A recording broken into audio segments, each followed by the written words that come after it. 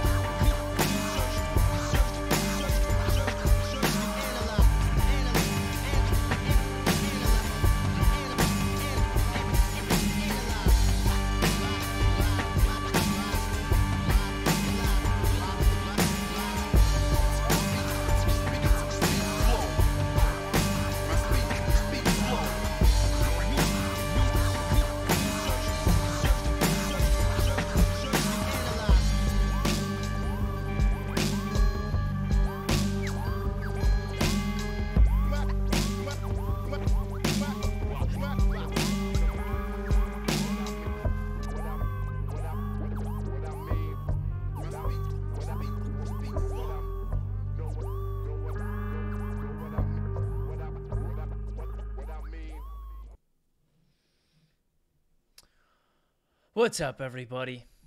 Another week, another episode of Stopgap. We're as persistent as an outbreak of herpes. Herpes are not. They only come like once every 3 months.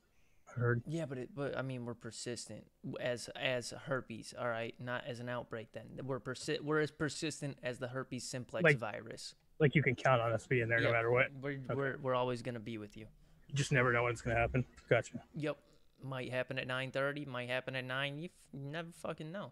It might happen all of 2016. So we're trying to get closer to that 8 o'clock time. There's a lot that we have to get used to. Mainly people that didn't do in the mix. So I'm just saying, pretty Matthew and Graham were late tonight. That's what I'm getting at. Shame them. Yeah, it's better than Shindo and Alicia. They're just not here. Yeah. I was gonna say that, or the. Do you guys have any idea where Alicia is? No. None. Probably Raven. Concrete. No, not at all. You had a theory, didn't you? I have no theories, man. I'm sure she's off having a fine Christian time. I believe it involved jerking off a Danish Molly dealer in a park. That doesn't sound like anything I'd say. I respect women. That's so accurate, though. Yeah, so Alicia's off jerking off a Danish MDMA dealer in a park, and Shindo is doing the same, dealing MDMA in a park, hoping to get a hand job. It's the week of September 6th. You guys are tuning in to the Stopgap, Stop Hands, Back Tits, Participation, Wars, Bath for Crowd Ads, and with the Haitians join as Small Knife Ninja, Pumping Up, 8-time Warthog, Overthrow the Bourgeoisie, Blocking the Black Hole, my black. Start over. Oh, that's it. Let's kill the bit right there. That's it. No, we can't kill the bit. Stopgap, Stop Hands, Back Tits, Participation, Wars, Bath for Crowd Ads, and with the Haitians join as Small Knife Ninja, Pumping Up, 8-time Warthog, Overthrow the Bourgeoisie, Blocking my blockchain, Black Hole Explosion, The Greatest Generation, Senator Congressman Jr., Money in the Dick Stand, Cosby Coffee Date, Big Gangsta, Hoovia Out of Shape, Gay Puerto Rican Genie, Goodnight Biscuit, Soy Momo, Canadian White House Fire, The Loneliest Tooth Womp Womp, Just Scotch to the Right, Youth Soccer Cave Orgy, Sweaty Brazilian Leg Kicking, Hang Myself, How Are We Real, Seize the Means of Production, Fish vs. Centipede, German Cell Phone Drowning, Plea Fire Sale, Verve, Licko, Mustache Guy from Seinfeld radio show. I hate that bit. But I'm gonna learn it. I'm gonna miss it. So the title this week is a shout out to Burt Reynolds, who passed away today. You sound like Eminem. Otherwise known as Tom the guy, Selleck. the mustache guy from Seinfeld. That was him, right? Tom Selleck. Smokey and the Bandits. Yeah, he did. Magnum PI. What did he? What did he do? He was in he was in Magnum PI. He did that one movie Runaway. He was married to Lonnie Anderson. Three Men and a Baby. I just thought he was Archer. Oh yeah, Archer. Bob's Burgers. He did the voice. He That's gonna be sad. Yep, it's gonna be Herbie terrible. Goes Bananas.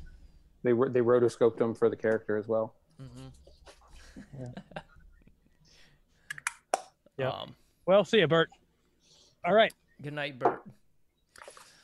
What the fuck were we talking about? Oh yeah, we got some headlines today. There was some decent news in the news. Mainly that India has decriminalized homosexuality. Doesn't mean that the roving, gangs of Indians Decriminalized homosexuality. No movement on the mass gang rape, though. Yeah, none of that mass gang rape where they just have people roving Indian cities, gang raping young women. I imagine it's probably worse, or as bad or worse for gay people. So I still wouldn't consider that a welcoming environment for anybody who's not a straight Indian male. Still the world's largest democracy. Yep. Yeah. All the live dating sites saw no difference. And in a poll, Germans have stated that President Trump is their greatest fear over terrorism. We are number one again. Top of the world. USA. USA. Get those Germans fired up, man. I'm sure it's not just Germany. I'm sure if we polled some other countries, we get the same. But that's how shit always starts, is when Germany starts getting scared. Don't Like, get when riled the up. Germans are worried, shit's bad. Yeah. That's how all the world wars start. Yeah, they start freaking out, man. Putin got so angry in an argument with the Ukrainian prime minister that he leaked that Russia had a military role in the uprising in eastern Ukraine. Was he like, yo, motherfucker, that's why we took your surprise. Probably. Like, why did it take No way. Why did it take so long for him to? Who was that? Francois? No, it was the last. Who was the previous? Boris Yeltsin. Who was the previous French prime minister? Oh no, this was a Ukrainian prime minister. No, but it was a French prime minister that released the information. Though it's in his It was in his memoir that just came out. That's how we found out about it, because it just got published into his. Well, yeah, everything's gonna be a hot. It was Francois something, which sounds Francois racist. Hollande? Was it Francois Hollande? There's Francois Fillon, Jean-Marc Ayrault, Manuel Valls. What? Who the fuck are these guys? I've never heard of any of these guys. Bernard Cazeneuve. Mandela effect. What the fuck? Dude, no. Macron's the current one, but we're not talking about the current That's one. weird because Google says Edward Philippe is the current prime minister. Maybe it's the president then. It's macaroon. I think it's French president. Other countries are confusing. Yeah, Emmanuel Macron is the current one. Why we just bomb them? It really is, man. How am I supposed to keep track of all these other countries when I can't even? Francois Hollande. Yeah, that's him. There we go. It's a little on the nose. We got there for a Frenchman, but was it Hollande or was it Sarkozy? Oh man, it was Hollande. You think Hollande is on the nose? The predecessor of Sarkozy was Jacques Chirac. It's kind of a baller name. Oh man, and that's like an Israeli being called Dewey Juman. This one dude in 1959 was Charles de Gaulle. Tell me that isn't French as fuck. I don't even who is that guy? Charles de Gaulle? Wait, that was sarcasm. He's not serious. Yes. I was about to. I'm like, that's he's named after the airport. Yeah. Oh, like Rockefeller. Oh God. You didn't have any Dude, crazy. hold on. Sorry, I got vape mail. I gotta give a shout out to Tark at Modern World for the Tark Select Reserve line. He just sent me. That looks like body soap. Dude, you don't even know like how good this stuff is. Oh, if you want some like serious, like complex, like deep tobacco flavors, you guys need to go hit this up. Who is it? Tark at is Modern World is his website. the line is Select Reserve. This guy is the guy that got me into mixing liquids. This is the guy that got me into tobaccos. Like the Old Gold is the best RY4, like true RY4 I've ever had in my life. And he finally has some, I shouldn't say finally, he has some new flavors. And he sent me some stuff to try out, man. And all of this stuff smells amazing. Sorry, not a plug. He's just a really good dude that makes some fantastic juice that isn't well enough known and needs to be. So not like any of us. Oh, I mean, everybody knows who you guys are. They're watching the show. No, but he actually makes stuff that's good. So what kind of base does he use for his tobaccos? Everybody there makes something good except for that God milk trash. Oh. Yeah. It's okay. He's trying to make Sweet Musk work in a pod. Don't worry about him. Dude, Sweet Musk is fire. It's not a follow-up to God's Milk, though. Come on. Hey, I did mix up God's milk. I didn't taste it, but I mixed it up. Oh, you mixed it up. He smelled it and he went, oh. No, it's waiting for me next. It's waiting for me next week. It's waiting for me next week. Dude, this smells like disappointment.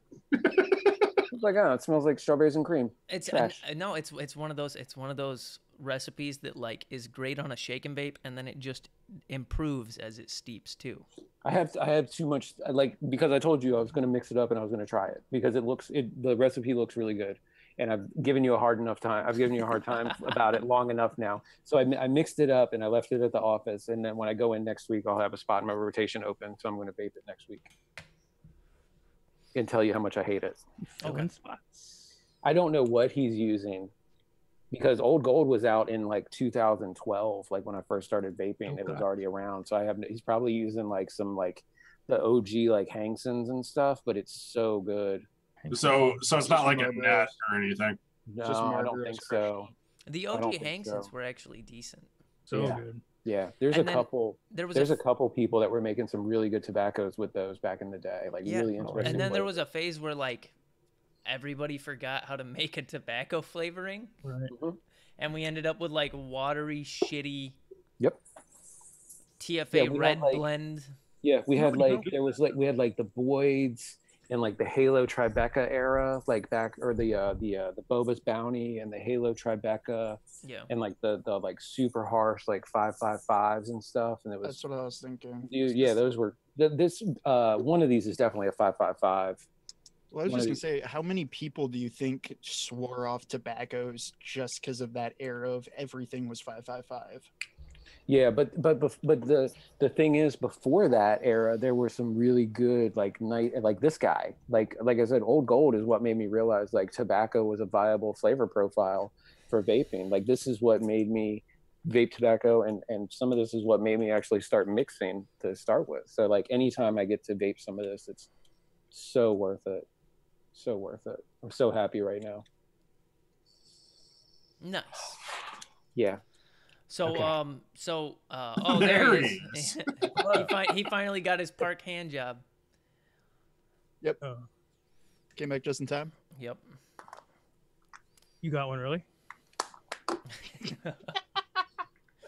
Tell me about it. I think we have to do that giveaway this week. It's oddly sandy. Yes, please. I would really like. Okay, shit. Let me go and finish pulling entries. Okay. Yeah, pull the entries. I'll pull up a randomizer. Forgot about that. So what we're gonna do with Stopgap, we're kind of changing the format since In the Mix is out and people need their fix. So we're gonna try and stick to vaping Christian for like the first hour. Christian vaping. And then we'll get into news, politics, and comedy. Everybody loves their comedy. What you guys been mixing? Oh my God, you're so fucking late. Nothing. Wait, it was a pretty resounding nothing. What about you? I've been tinkering with the new Capella flavors. I actually really like the acai. That acai is legit. Yeah, I really like the green apple hard candy. That shit is crazy. Do you notice any throat hit with the acai? No. Cool. I'll check it out then. Because almost most of the flavor companies who's made an acai, I've really liked the flavor, but it's given me hella throat hit. This one's totally different. Just ruined it for me. Yeah, I don't know if I love or hate the tropical punch yet, because it's like It tastes like fucking plastic, dude. Garbage. Yeah. Absolute fucking garbage. But the front end of it is the most incredibly accurate red starburst type of top note, and then after that, it's just plastic. Put Mojito Havana in it at 2% and watch. I don't have fucking Mojito. Okay, well then don't Why fix the it. fuck would you ever buy that flavor? Because I'm telling you, it's just all it is lime. It's just a lime, like a sparkly lime. It doesn't have any rum or anything. You're in it. a sparkly lime. You're a sparkly lime. Fuck you then. Don't fix your tropical punch. God, Who cares? Go do something. I wouldn't make a tropical punch because I don't have Havana, banana or whatever the fuck you called it. It's Havana Mojito. I don't know. know. Dude, next recipe Dude, name, my flavor I Havana didn't banana. I got it. Yeah. Yeah, there you go. Lime bananas sounds delicious. I've just been a savage. I've just been vaping what I'm gonna call vet milk, which is basically just mustard milk with vape train flavors. Nice. Because yeah, that ice cream is just god tier. They're just basic ice cream? Toffee No, or the toffee. Oh yeah. Toffee. Oh, toffee ice cream, yeah. Yeah, like just put that shit at like 8%, and it's like, oh, I'm happy. Yeah. It's just really easy to cover up with other flavors. That's why you just keep it with just strawberry. Yeah, you keep it simple. It's really good. Hey, quick question to the people on ECR. Can we stop fucking reviewing the Freemax Mesh Pro Tank? Yeah, I hear great things about the Freemax Mesh Pro Tank. Yeah, I wonder how much. Does that company still exist? Mesh. It's I wonder how much Freemax has paid to have this reviewed like 3 times every week. Oh, nothing. So it wasn't even that much. I don't know, because I even have a Freemax tank that I didn't pay for. Which one? Just one of their old shitty sub tanks. The Freemax Luke, or is it the Luke? Whatever the mesh one is just out of control. Mesh is legit.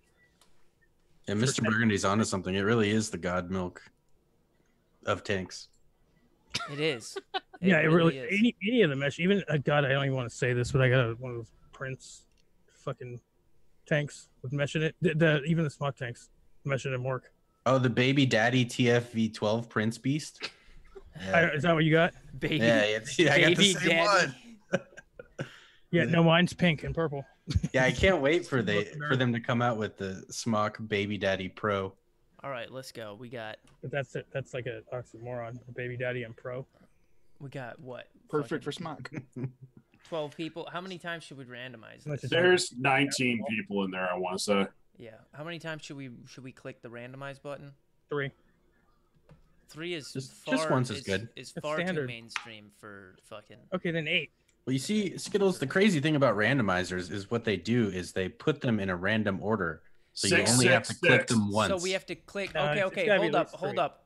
First things first. I'm gonna put the number the numbers 1 through 25 in the randomizer. Do it 25 randomize that, and then click the randomize button Do it 25 times. that many times. Oh So, my hold god. on. Let's just make this convoluted for no reason.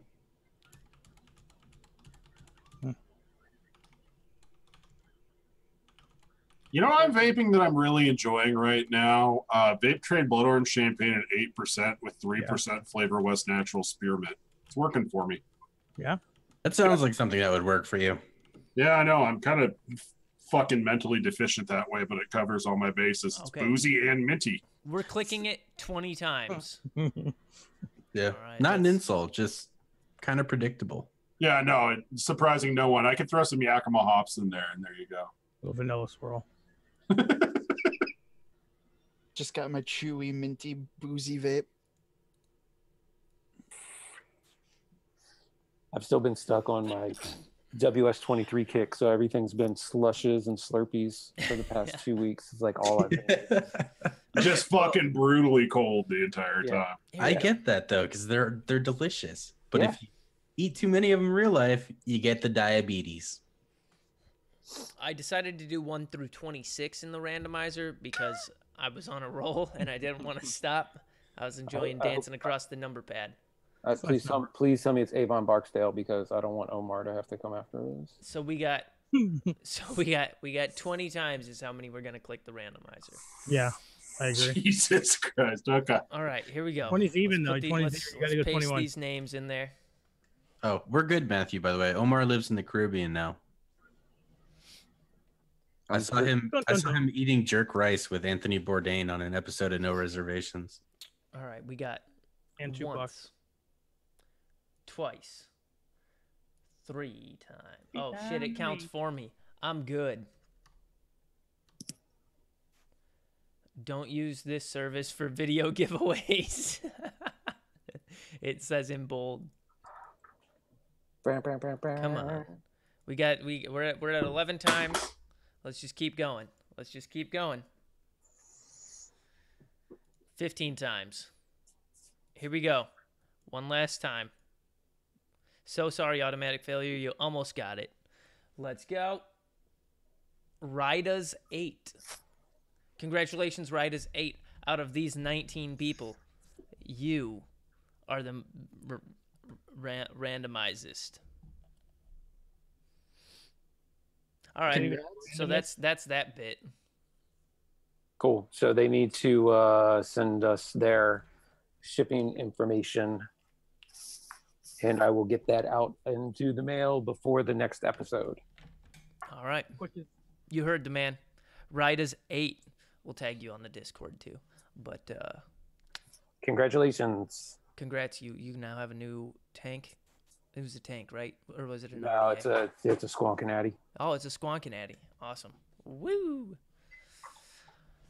All right. Okay, that makes me feel a little bit better. And all the glory is Ryda's 8. So I've officially seen that name before. I was going to be disappointed if we hadn't seen the name before. That makes me feel better. I'm just disappointed because he killed me. Somebody hit him up and get his shipping info. Just send it to any one of us on Discord. We should be in that stopgap in the Backtits Media. The Kings and the Lords. Actually, Jerry needs to get a roll. Have you guys tried this frosted cookie flavor? Mm-hmm. Yeah, it's kind of trash, right? Yeah, it smells like it might be all right. It's not. He doesn't vape worse shit. Yeah. Really? Okay. Yeah. But it smelled promising to you too? Yeah, Like it smelled almost- exactly like what it was supposed to smell like in the store, Okay. but it's just not. It just doesn't play out. Yeah. It's all. I mean, it's all right. It's not. No, it's not.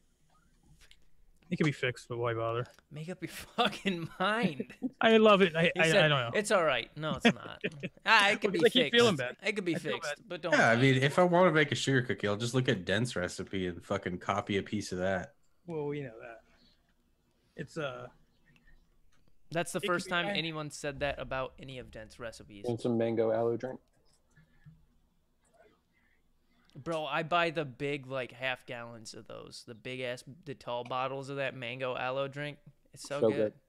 Okay, I just want to state, for the record, he wanted to fuck me, marry Pretty Matthew, and kill Jerry in the woods.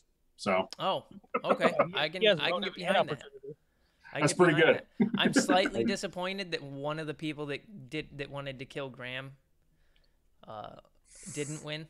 Oh, speaking of someone who doesn't like Graham, Circus Mammoth did another shitpost Sunday. Tell Circus Man to go. We're gonna get into that. Oh, because I mentioned we were gonna keep presenting his posts on air, even though In the Mix is dead. We'll do it on Stopgap, and he was like, "Dude, I love Stopgap. Not a fan of Jerry though." And then he's like, "Edit. I meant Graham." He's so he loves me. That guy, trust me, he loves me. The guy's like, Yeah. This show would be shit without Graham.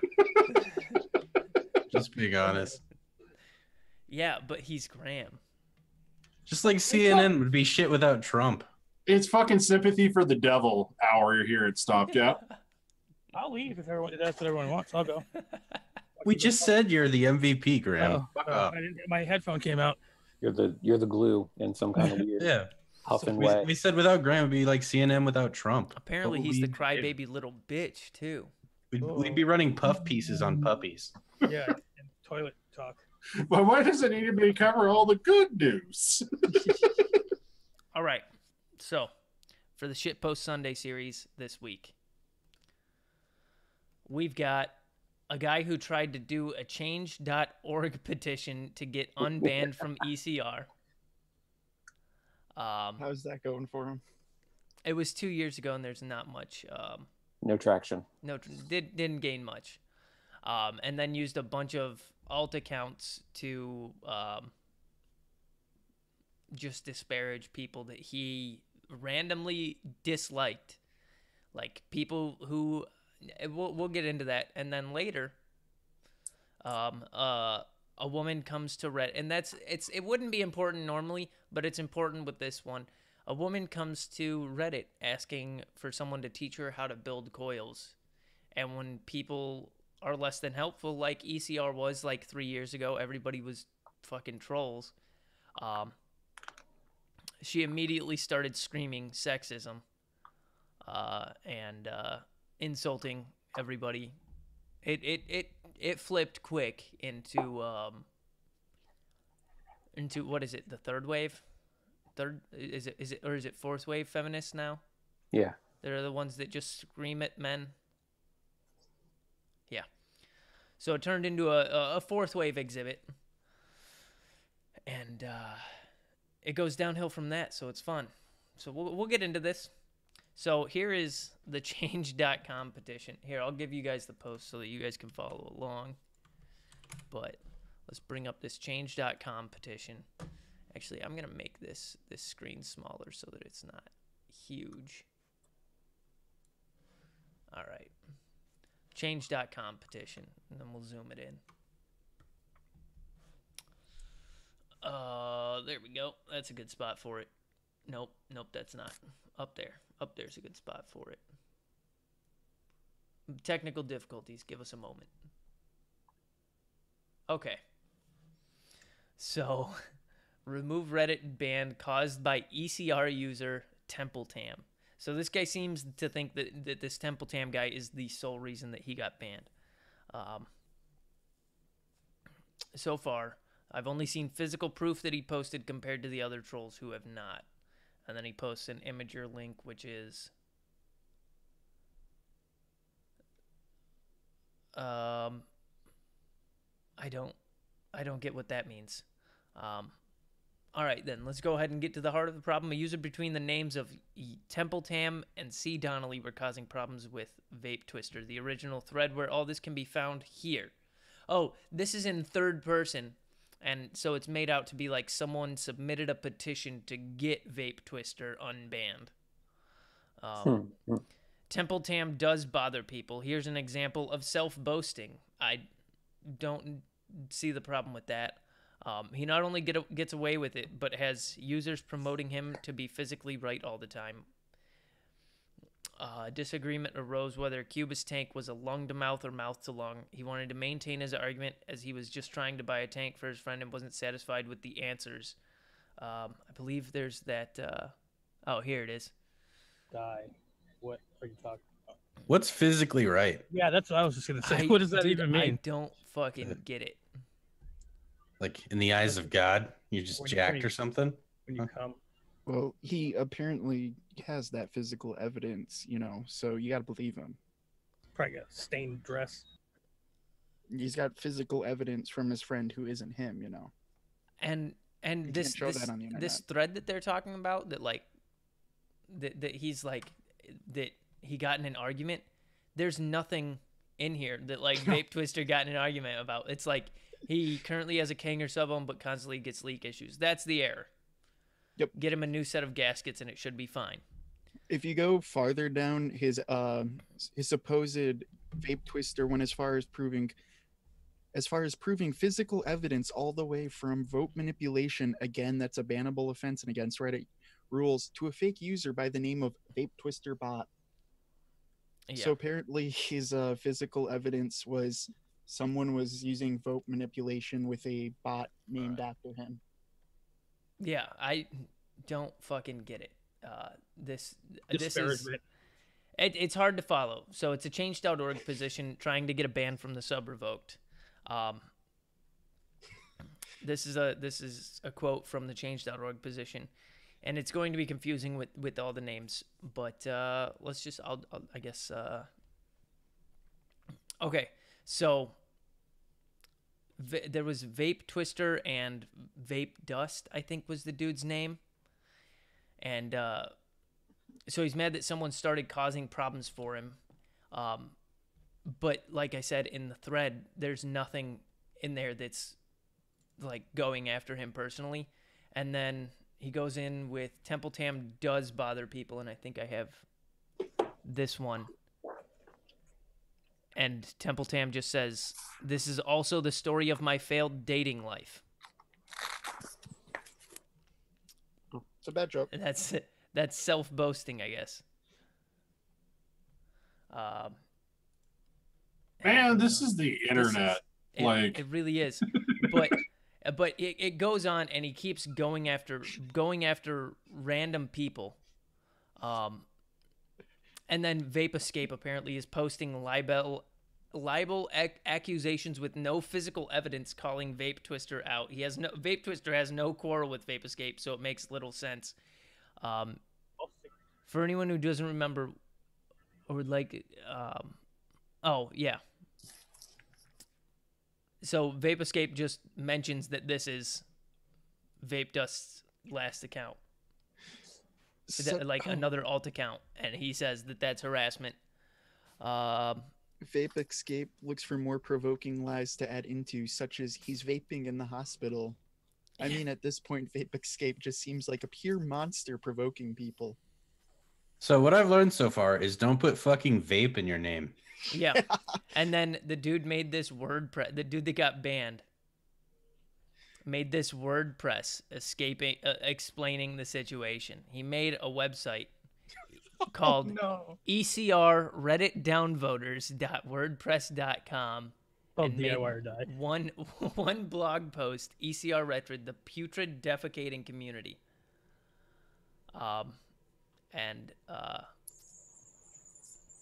So here, this one involves the CEO of Reddit.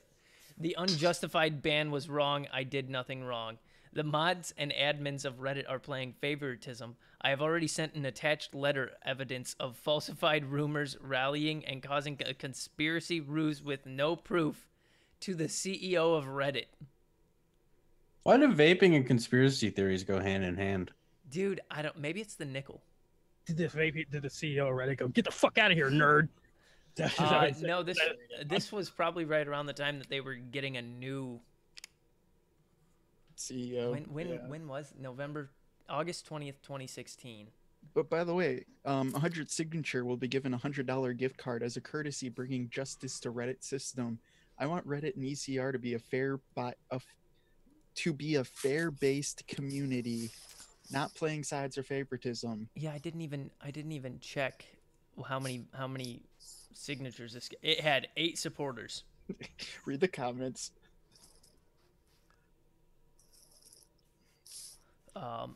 It's just 2. I fight for justice and fuck Vapor Joe. I hate reading comments. Smoking Vaping Joe. Smoking Vaping Joe. Like, was anybody honestly surprised when that Donnie Donato thing got reposted and that was actually funny? Like, where did that go? Actually, no, I wasn't surprised. Who's Donnie Donato again? It had the potential. It's hilarious, man. No, it's Vaping Smoking Joe's cousin. Yeah. He knows Wayne somehow. No, because like I had seen that before, and then I got reposted on Facebook, and I watched it again. I was like, "This is legitimately funny." Like what? It always was. I used to say that all the time. I would go, "What the fuck? Where did he learn that?" I mean, it's actually funny. Yeah.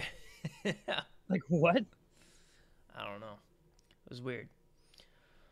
It goes on, continues on. This is just one really long one. And then he writes that he devoted his life in reviewing Juice's products and ensuring the safety of the community in person and online. I ensure giving people with positive answers even when I get shitty replies. Circus Mammoth points out that this happened 2 years ago, and the subreddit itself is 5 years old. So this dude's whole life is 3 years that he devoted to reviewing. You can also find more information at reddit.com/r/vaping trolls of how these people behave. And his response was also for retarded comments of, "Have you taken your meds?" Yes, I take meds. It's called anti-hipster vapor biotics. Prevents uber stupidity and cancer from moronic piss lickers, ruining my day. This dude was 12. You don't call someone a piss licker if you're a goddamn adult. You obviously haven't been on the internet much. Yeah. Nope. Piss licker isn't.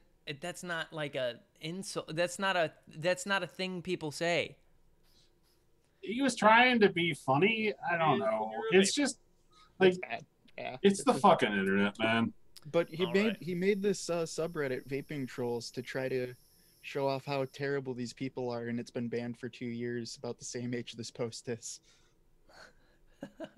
So he made a subreddit that also got banned from Reddit entirely. Holy shit. Probably because it was just harassment. That's all that was. I'm pretty sure. Yeah. And then Wayho Chick posted, is there such a thing as an RDA build coach? I live in LA. I want to use and learn a rebuildable, but I'm very new and the laws have changed. I can buy pre-made coils, but there has to be a learning curve, right? I know can I get a coach besides just bugging the shop employees? I'm a 40-something-year-old woman in the vaping community is not very patient with us. Actually, pretty sexist, ageist, to be honest. I'm finding out the hard way, unfortunately. Anyone know if I can get a coach outside of online communities, etc.? Here on Reddit, I posted questions. A user PM'd me with some info, then got mad when I didn't take his advice. If other women are interested, I'm going to host a workshop here in LA, maybe, where we can be new and learn and not have to rely on disparate info from various sources or paternalistic men, but our own coach in a community. Any info and ideas, interest welcomed. She say they're going to be nude? Because that would be better since they're girls. And then AR Flip Girl says, oh, come on. I'm a 50-mumble-year-old menopausal woman. As far as I can tell, wrapping, installing, and wicking an RDA or RTA has nothing to do with my age or my plumbing. It's a matter of just do it and know you're going to have to practice to get it right for your taste, no matter how old or young you are. Some arthritis. Yeah, that's a good point. I can't imagine wrapping with arthritis. I'm not gonna lie, man. That post just makes me want to call her honey in a really condescending way. Bless your heart, honey. Nothing makes men more misogynistic than when an unjustified woman screams sexism. Like when it's not justified, it immediately makes all the men go, "Oh, stop being such a fucking uppity bitch." He's just trying to fuck me. I got you, toots. Yeah. It's like, yeah, cunt. Now sit down. She completely, in my opinion, she missed rule number 1. She didn't devote her life to making this a thing on Reddit. Well, if it's a problem, why don't you just get a sex change and become a dude? It's awesome. I love it. Oh my god. And then Skyrage says, gonna need pics to prove your age. JK, yeah, I learned how to build on various types of addies by watching YouTube. The best thing to do in this situation, I think, is to acquire knowledge yourself and spread it yourself. I am by no means a professional when it comes to these things, but I like to think I'm competent with it and try to help on the posts here I can. And then the Wayho chick says, where's the delete button? Her name's Wayho. Right next to your reply button. Hollywood. And then it just Wayho. And then she says, can I delete you from life in generally? It's pretty gross how obtuse you act. He's like obtusely obtuse. What does that mean? What a 13-year-old comment. I don't like this. Put my number down to give lessons for coil building. No. Sure, go ahead. The level of cringe is high. Man. So if you guys haven't read this is something that you got to read. Here, I'm gonna post it because I can't go through the whole thing, but we'll read the synopsis that Circus Mammoth posted. That was no. All right. I'm checking out. Okay, so she gets her SJW rage going. And then she ends up saying, I'm not looking for your sympathy, fool, though I pity anyone that thinks they can debate that sexism actually exists. I don't think anyone... Who's debating that? Yeah, God damn it. Probably a girl. We're not... That isn't even a thing. Yeah. Oh, yeah, sexism, right? Like, play your position and shut up. But he goes through her post history to see if she's a troll, and since that wasn't deleted and the account wasn't deleted, it's just that's all it was. And then she posted this post to she posted it to ECR.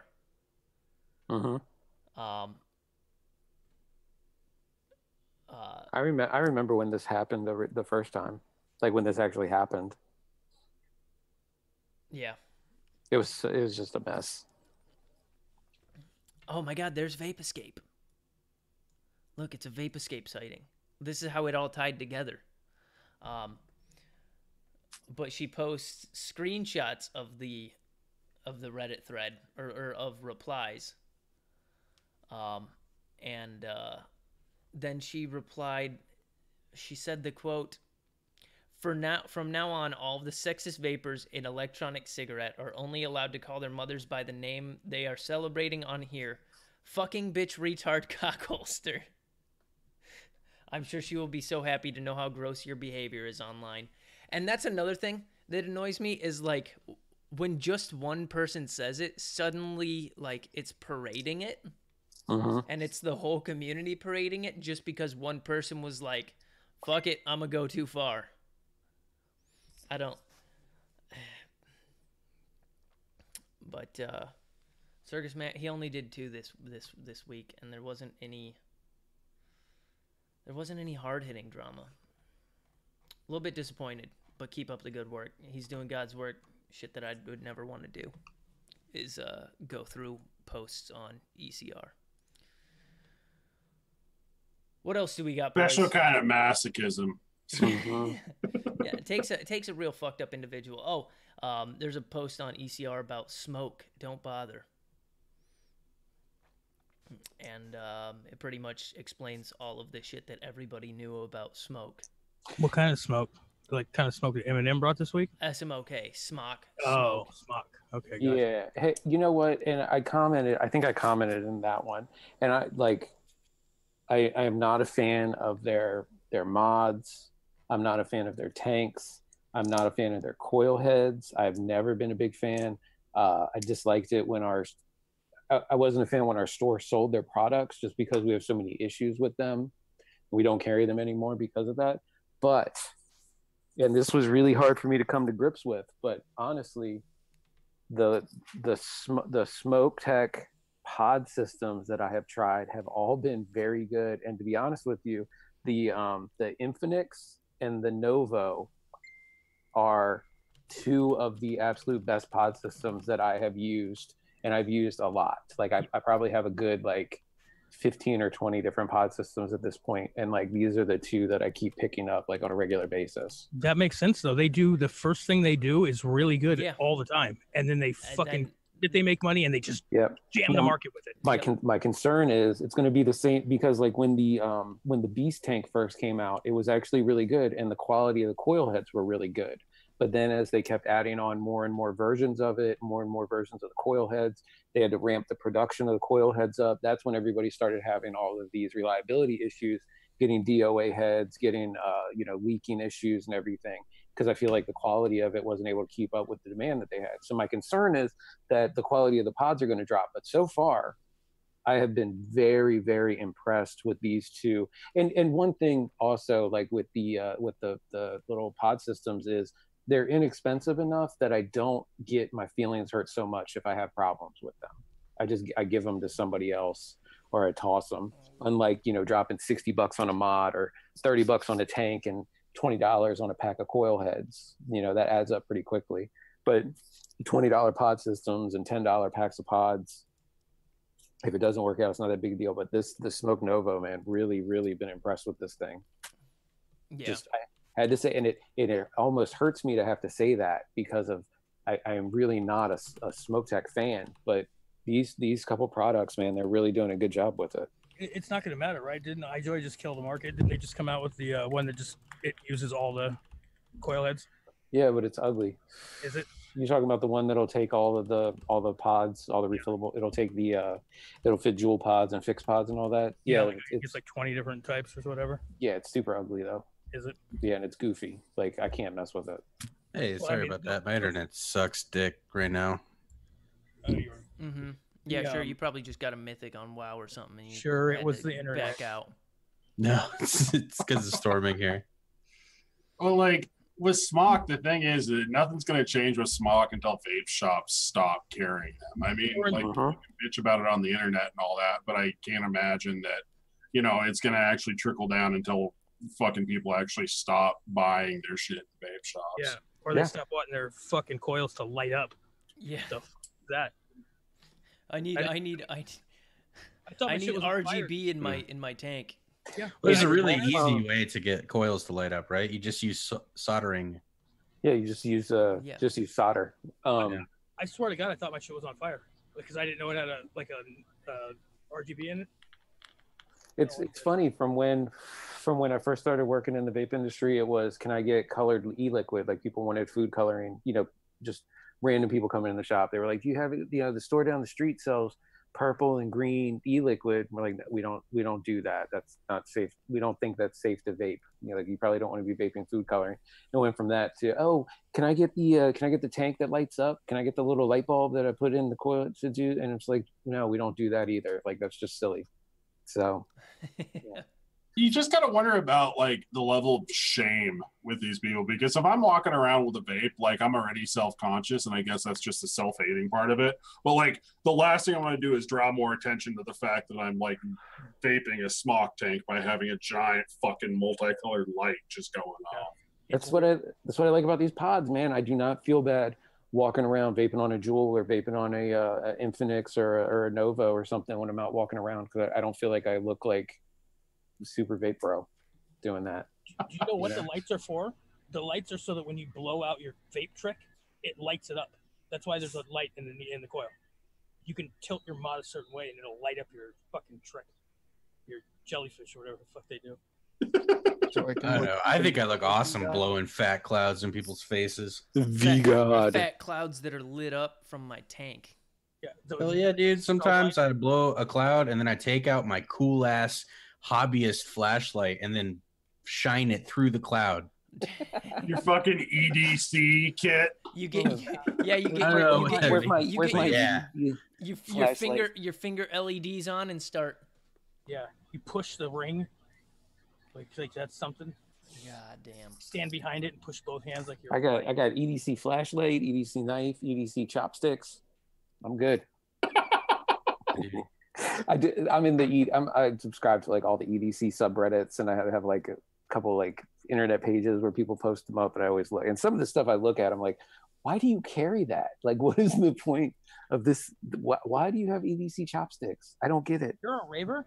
The EDC can opener in case you got to open up a can of pork and beans on the go. Anybody? Yeah, exactly.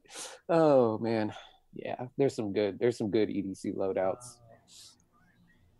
Always entertaining. And then I always love the response when somebody posts up an EDC with a firearm, and like half the people flip out about it, and the other half of the people flip out about the other people flipping out. So I always enjoy when the firearm EDCs go up. No one shoots the other guy. Now, is it because it's a gun, or is it because it's a woman who owns the gun? Either one, especially if it's a woman. Oh my god!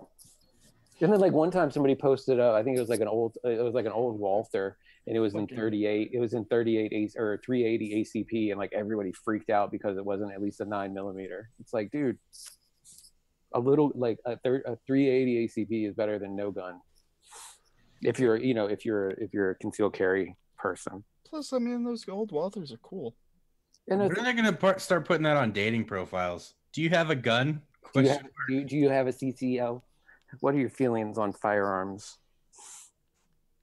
Yeah, I saw CNN running something on like they now have a politics option on their dating profiles for like Plenty of Fish and shit. Really? Just because so many people are unwilling to date like a Trump fan. So it was Trump. Well, there's also a lot of Trump fans that don't want to date a quote unquote SJW either. Yeah, I would love to see that blind date. I would love to see that blind date when you get like a super left SJW and then like a super right wing like Trump, and they show up at the restaurant. They like lock So how do you feel about the poor disenfranchised ethnicities? Dude, that would be can we get that reality show on the air? Can we do this? I'm on PLF a lot. I'm just amazed that like that's the thing that people want now, because all of those sites used to just be about what your fucking star sign bullshit is. It used to be all Pakistani. I want to know why MTV doesn't have that reality TV show yet. It could be like the new version of Next or something. Because MTV is not cool anymore, dude. It's like 14 years old. No, like they got a great show that's like a dating show on the beach, and then they're like, also here's your ex. Really? Dude, it's the real thing. That is rad, actually. Yeah, it's called like Exes on the Beach. They're super original with their naming. It should be called Naked Exes on the Beach, because that's coming next. You know that they're gonna all be on the beach. Bro, that's gotta be next.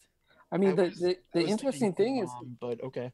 I mean, MTV is responsible for reality television. The Real World predates Cops. Basically all of this. You know what I mean? Yeah. As far as Cops is the original. Cops wasn't like where you just see like people do boring shit. Cops was actually real. Yeah, Cops was the first like real thing. Cops and Howard Stern. But yeah, it's like Real World. Yeah, you're right. Like the first one with they stayed there for a long time too, huh? Wasn't the first one? Didn't they stay there for like 9 months or something? I don't know how long they were there, but New York. I think New York was the first one, wasn't it? I can't remember. I watched it up until like New Orleans. I think might have been the last one that I watched. So that's like 2000-ish, somewhat 2001, something like that. I don't know how much longer it ran. It's been off for a long time now. But that was like groundbreaking television when that started. Yeah, it was a big deal. Hit the wrong button there. I think it explains a lot about who Graham is as a person that he listed Howard Stern as a reality show. I concur. Yeah. All right. Wasn't the Real World the first big one? Yeah. Yeah. I mean, I think it was the first one. Period. First to like modern. Ozzy, I guess the Osbournes were before. That was way after. Yeah. Way after? Yeah, it was way after. So it was the first. They were the first celebrities. Yeah, Google first season of Real World. I'm talking. That's like early '90s. Real World. So the Osbournes was the first celebrity. That's what happens when 1992. Yeah. Yeah, I remember when everyone found out how dumb Jessica Simpson was thanks to reality television. Is this chicken or fish? Chicken. And Nick's just looking at him like, Nick, poor Nick. Put your ass up again. He's like, you're so pretty, but you're so dumb. Like, he wasn't no oil painting. I mean, I feel like I feel like there's slightly different genres of reality TV though. So Real World just had like randos that they stuck together and tried to make into characters, and then there's the variant of reality TV that's like these people are vaguely famous. Let's watch them like. Yeah. Right. Well, and with Real World though, as Real World went on, as it got popular, they started making sure that they got people that they would select cast members so there would be conflict. Yeah, they totally do that. By the time they got to San Francisco, and you had Puck, and you had Pedro. You had the homosexual AIDS HIV positive AIDS activist, and you had the weirdo Puck bike messenger. Yeah, what was his deal? That was the whole. You know what I mean? They were putting these casts together strictly so there would be conflict to make. Well, it's all bullshit. Television. Holy shit! I was on a Mark Burnett reality show, and that's Mark Burnett's the guy that did the Real World. Yeah. Well, no, he didn't do the Real World. He did the Survivor. He did Survivor and The Apprentice. Who did Real World? No, it was like that couple that did. Yeah, you're right. Yeah, but they all of that shit is set up. It's all set up. They used to call us down to like come down and do things, and it was just like conflicts. Like they would like made up conflict. It just weird. No, the worst one about that was the one about the fucking motorcycles. What do you mean? I can't remember the one with the fucking dad. And like American Chopper or something. Yeah, whatever the fuck it was, where he's like, "You ordered the wrong tailpipe." I didn't order the wrong tailpipe. Yeah, like American Chopper or. Wow, man, fucking. Pawn Shop, Pawn Stars. De-escalate. Yeah. It used to be they'd put you in situations and then see how it play out, but this is like after like I don't know, I think it was 2003. I imagine on that show. Yeah, the other problem, the bigger problem with American Chopper was that then we were inundated with everybody having a fucking chopper motorcycle that looked exactly the same. True. Every bike that they made. Or I think that was the Same. first one that was like a reality show. TV Jesse James had his first, and then he was like, "Fuck this, I'm not doing it," which is too bad because he actually made like really interesting motorcycles. Like everything, he's a person of like questionable integrity and morals or whatever, as far as like him as an actual like human being, like as a person, but like he makes cool shit. Everything he does, he's making 1911s now. He's making like custom 1911s. What's wrong with his morals? Super fucking dope. Oh, he's he was creeping on my girl Sandy B with some like right wing like feminazi chick. Like, and I mean like actual like white supremacist Nazi chick. Like she was picture of her in like a Hitler costume. Yeah, that was Pinky Tuscadero, wasn't it? Or leather or something? I have zero idea. That's from Greece, isn't it? But the problem with those creep shows, on my girl Sandy B. You can't creep on Sandy. Is that it showed people are interested in what other people do for a living. What's that? The problem with those is that it showed producers that people are interested in what other people do for a living.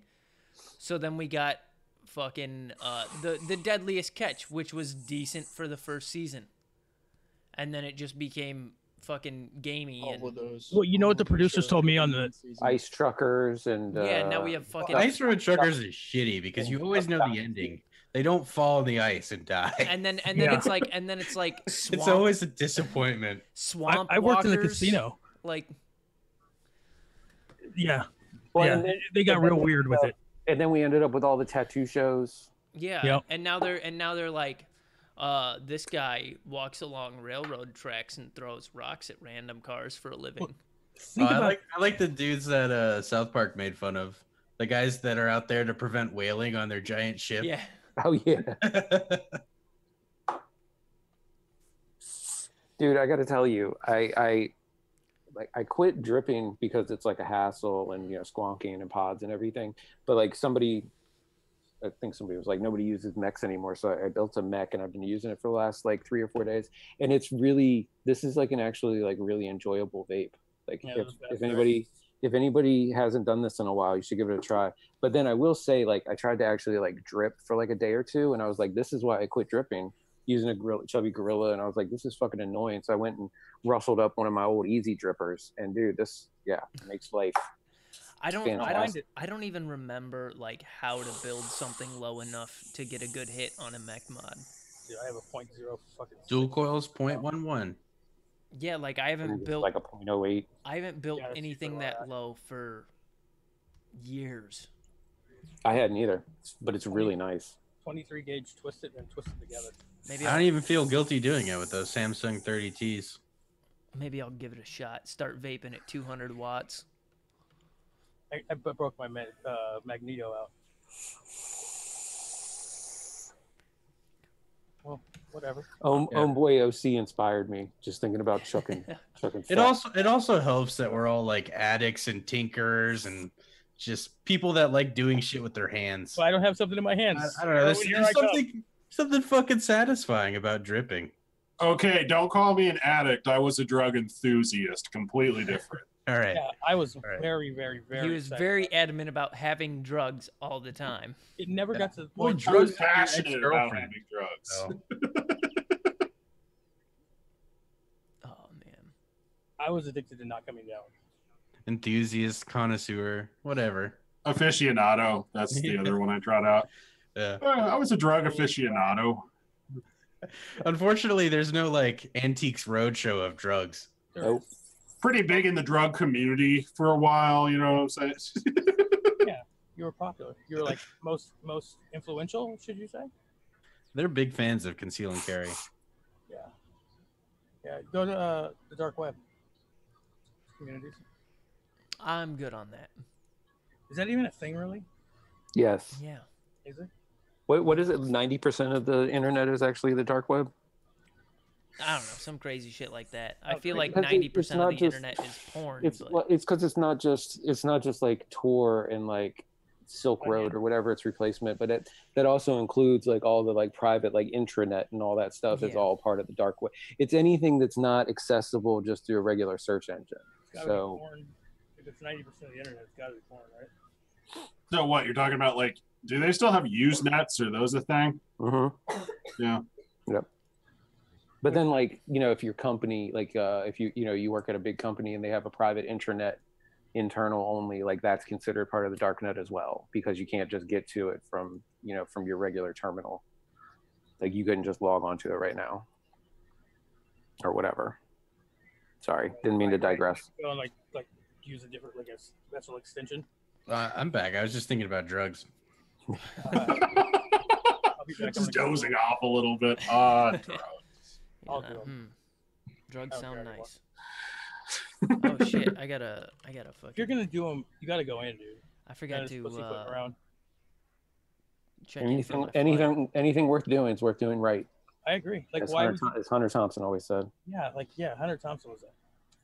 He could have pushed it further. So, did you guys want to talk about that anonymous op-ed in the New York Times? I actually didn't see it. Yeah, it's the same sort of like self-serving, like I'm a Republican and I'm saving the world from this maniac, but don't worry, the Republicans are still in control. And also, by the time this all blows up, I'll say that I wrote it, so you can still hire me for your think tank. Like that's all that was. Yeah. It was 100% like some fucking like normal line Republican covering their ass because Trump's going to get impeached for like wandering around the White House without pants on yelling at ducks. And like it's I don't know, like the entire thing is kind of surreal because in any other situation you'd have people screaming bloody murder that the aides and like cabinet members of a White House are directly like undermining the authority of the president. But no, it's cool because it's the same fucking straight ticket corporate Republican bullshit. It's just one person covering their ass to make sure they're not toxic after this entire thing blows up. Mm-hmm. But hey, real fucking profile and courage there anonymously talking to the New York Times about, hey, don't worry, the real Republicans are still in charge. There was a Reddit AMA with that, and it was in best of. There was a response to that was like, I'm not even going to try to quote it because I wouldn't be able to do it justice, but it was fucking phenomenal. I wonder if I can find it real quick to link it. I just like the fact that there's no like policy difference with these people. They're just like, yeah, no, his personal behavior is weird and he wants to kill foreign leaders. Not like, hey, that whole thing about fucking putting kids in cages, like that was fucked up. This is untenable. It's more like, hey, we'll make sure that he goes through the proper channels to have people assassinated. Mm-hmm. Can't jump the queue. It still has to go to the military review board of foreign leaders to assassinate. As long as they're doing it right. Man, it just Shit, I'm sorry, Jerry. I didn't realize your girlfriend was in the chat. Which girlfriend? Oh my god, is which one of them? Been old. She's not gonna like that. Kathleen or which Catherine? Damn, I can't post. She didn't think you liked feet stuff, dude. But apparently you do. Dude, he says he does feet stuff all the time with his girlfriend. Yeah. He's like, my girlfriend. He's just sitting there jamming toes in his mouth at the stoplights, like that video I saw on the Reddit. His girlfriend's really flexible, apparently. Oh, fuck, dude, that video was so fucked. Just fucking getting it, too. Like, with a fucking foot. Like, I want to be that guy in life who has no shame, who's sucking toes at a stoplight and vaping on my fucking light up smock mod. No. Like, I aspire to that level of being comfortable with myself. Because it doesn't end. Zero fucks. It doesn't end with the foot. You become the guy that's like, please, please, please, please let me see your feet. Please let me see What would Burt Reynolds say if he was still alive? Well, he'd be proud of me. Probably nothing. The same thing he said in the last 10 years about everything. Hey, Burt Reynolds was on Archer in the last 10 years, and that was pretty fucking fantastic. You know that, like, a lot of people posted pictures of Magnum PI today, thinking that it was Burt Reynolds. Like, a lot of people. Oh, they were just fucking around. No, they weren't. That because it started like real early, and it was like I think it turned into something like that. But there was a lot of people that were like giving tributes to Burt Reynolds, but had pictures of Magnum PI. That's so goddamn funny to me. Burt Reynolds is like dead. Like, oh, damn it. They think I'm Burt. They think I'm Magnum PI. Goddamn. Well, that's. I'm just saying. I'm trying to get into Burt Reynolds and Playgirl shape. Like, I need more chest hair, and I need to be slightly skinnier, and let's do this. Don't touch that mustache. He did Playgirl? Yeah. That was like a big deal when that happened. Created it. Didn't know there that. was. Yeah. He's like on like a fucking bearskin rug, and you can't tell where the bearskin rug starts and when his hairy body ends. You know, it's just one amorphous mass of hair and gorgeous smiling face. Yeah, it looks like he's wrestling the bear, and the bear is happy, and he's got a hard on. And fuck yeah, Smokey and the Bandit was actually really fucking cool. Herbie goes. Hell yeah. Hell yeah. Like, he's kind of a callback to that weird period of time where you could be like the macho guy, but also not a complete shitbag. Yeah, that was fun. Like super long chest hair with a medallion. He was great in Boogie Nights. And also one other thing that I like is like he knew when to like stop trying to be a star. He knew when to kind of walk away and not just keep doing shitty movies as he gets old. You know, dude, like as he got older and all that. Trying to loop it into how you feel about Eminem. So I mean, hey, there's something to be said for leaving on top and waiting until you get pushed out. That's right. Yeah. See, the thing was, he wasn't on top. This album, he's redeeming the last few albums. No, it's not. Yeah, I think he's done this twice. The same thing he's done, because right before Recovery, he had 3 shit albums too. I think he's on a 3-album cycle of shit, and then he comes out bombing it out. Think about it: Relapse, Rehab, Re-Up, terrible. Recovery, pretty damn good. No. Yeah. No. Hold on, I got to pull up. Nope. So are we talking about this now? I guess we're talking about this now. Okay. Recovery wasn't good. Recovery was good. So who wants to? Eminem's new album is great. Prove me wrong. And I'm gonna take an unpopular stance here and say that he called out all those rappers in an attempt to make them make them respond to him and give rap fans actual good rap again. I agree. Because we've been dealing with fucking mumble rap and Tekashi 6ix9ine and fucking SoundCloud rappers for too long, and that shit it's sucks. a phase. It's gonna go away on its own. The whole thing is it's basically, this is the equivalent of like The Simpsons, angry old man outside yelling at the clouds. The world changes, right? Except it's the angry old man in the crowds yelling at the people. But how is he going to be mad that the kid, like, people didn't like when Eminem came out because he was doing something different and they didn't understand it. The old heads were like, what the fuck is going on or whatever. So now you got kids that are doing something different that he doesn't understand, that he doesn't like, and he's yelling about it. And I personally don't like the majority. Like, I don't like, trap was okay, but like mumble rap, I don't really mess with it. It's just not my thing. It seems lazy, whatever. But I also know I'm not that demographic anymore, right? But Marshall, my issue now is, okay, here, I got excited because I'm a rap nerd, right? You guys know this, like, and I love rap beef. I love rap beef, right? Hold on. I have zero interest. Before we get into here, gather your thoughts. I want to get a drink before we get into this. Okay. All right. So gather your thoughts. Just I guess give your first impressions of the album, because I feel like I know 3 of us listened to it. I don't think Jerry touched it. I don't think Concrete touched it. I don't think shit touched it. I listened to it and I thought about it like I do most Eminem. This is underwhelming.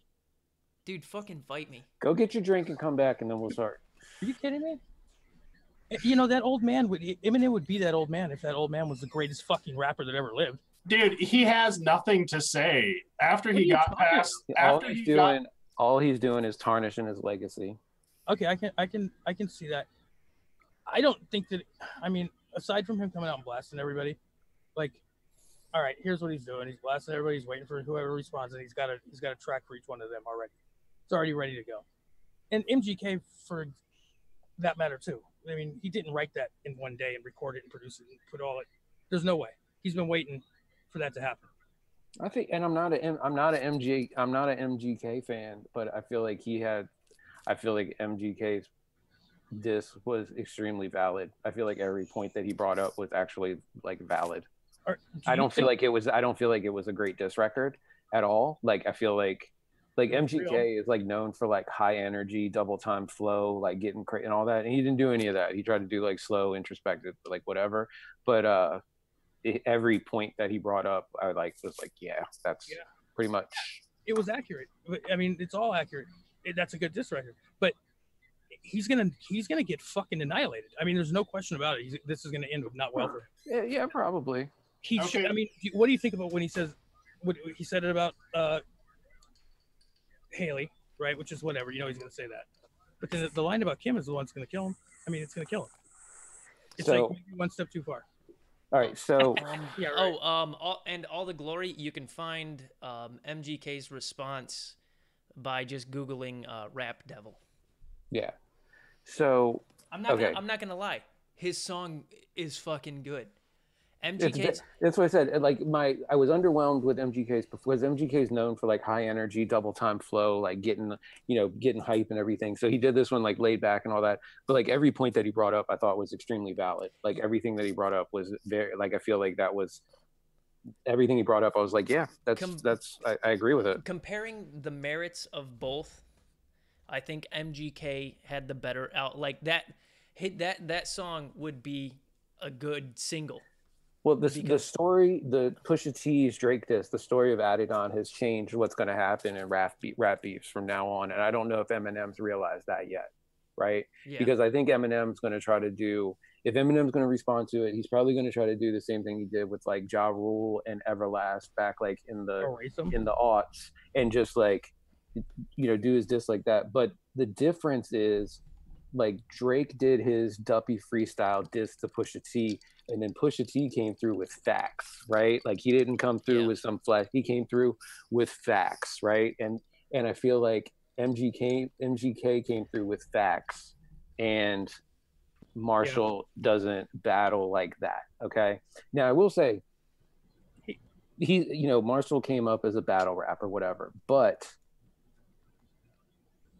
it's been a long time since he was battling on 8 Mile. You know what I mean? Like I don't know that he's that guy anymore. But anyways, so the album drops, and I didn't even catch it on Thursday night when it came out. I woke up on Friday and I saw like it released, and I was like, oh, dope. Marshall finally, he realized he could do a secret album like everybody else is doing now. So I listened to it, and like, I got like at first I got hype. I was like, oh shit. I was like, this is some old Eminem, right? And the main thing was because I felt like his flow was back. Like he finally dropped that staccato, like start stop, like trying to cram tons of syllables. Like it felt like he got back on like the Marshall Mathers LP flow. Like it actually felt like he was like fluid and like riding a beat again, right? Instead of just like putting on a technical demonstration of what he could do. So I'm like listening to it. I'm like, dude, oh, this is good. This is like, I'm so glad to hear this again. And then you go through and I'm like, oh shit, he's calling people's names out. He's dissing and all that. Like, I'm like, oh man, this really is. This is like Slim Shady or whatever. And I get the whole way through it and I'm done. And I'm like, okay, there was a lot of style, but there's zero substance on this entire thing, right? The only song on this entire project with any actual substance, even the one where he's calling all the people out by name, the only song with any substance on this is Stepping Stone, where he's talking about he's talking to D12. That's the only song on there that actually has like any kind of real content behind it, right? The rest of it is him just having his old flow back and calling people out by name. And honestly, I think the only reason he's calling people out by name is to try to bring some relevancy and some attention back to him, because everybody's talking about it right now. So on my initial listen, I gave it a 6.5 out of 10. And I was like, this is the best Eminem project in the past 10 years. And so, you know, that was just like one listen. So I listened to it once again over the weekend. And then actually yesterday, as I was driving to work, I was like, I need to listen to that. So I started listening to it again, and I was like, there's really nothing here. Like, we got the old slow back, but there's really nothing here. And I was like, you know what? Hold on one second. So I pulled up Spotify and I started going back, and I listened through most of his catalog, as much of his catalog as I could stomach. And when you actually sit down and break down his discography, right? Okay, Slim Shady LP, groundbreaking. Yeah. Slim Shady LP, 1999. My Name Is. Hi. You know, yeah, there was so much stuff on, and nobody was doing the stuff that nobody was rapping about what he was rapping about. Nobody had flows. Nobody had wordplay like he did. It was fantastic, right? But now you go back and listen to it, and you have to remember the era that it came out in to be able to still keep the proper rating on it. So I'll let that one can keep an 8 out of 10 at this point, but it's extremely dated. Like, I don't know if like somebody that's never listened to M before, if they went and listened to Slim Shady LP or the Slim Shady LP, if that would even do anything for them. It was dated back then. Right. It was dated back then. It wasn't in tune with what was happening in '98 at all. Right. It was completely different. And he's always had terrible beat selection. Like, if it's not Dre making the beat for him, then his beat selection is terrible. True. Yeah. Like right. Yeah. Seriously, Eminem's beats are the weakest part of his music. I'm just saying. But that's never been. And it's always been him having to overcome those beats. Yeah, is what I feel like. It's been and very that's why rare. he's such a that's it, because the bad beats really highlight just how good of a lyricist he is. He can put fucking words together. Right, but really is he actually well. saying it? But is he saying anything?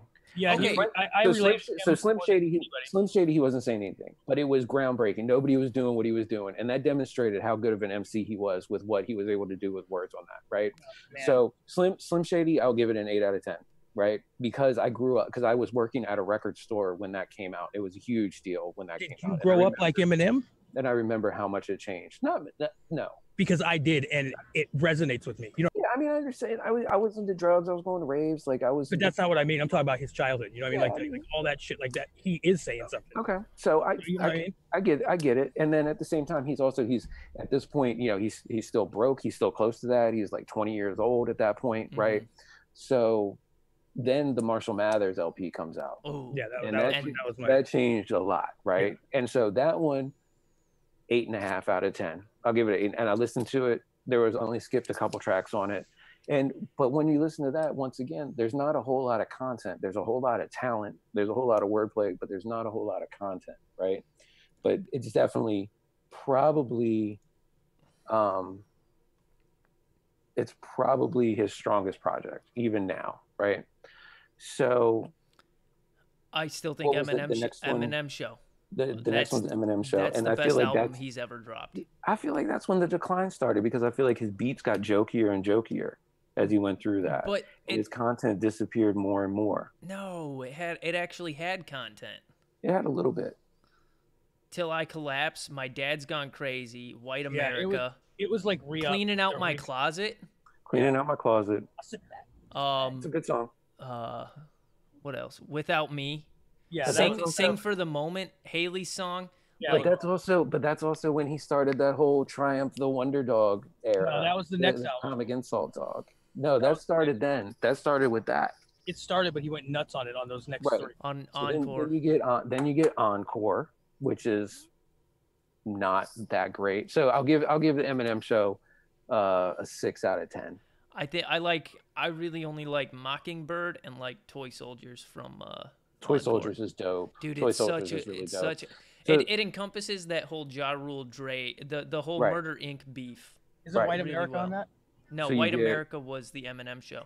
So you get Encore, and Encore was in 2004, right? Yeah. And I'll give Encore a 6. I'll give Encore a 6 out of 10. But then you go 5 years, and then you get fucking Relapse.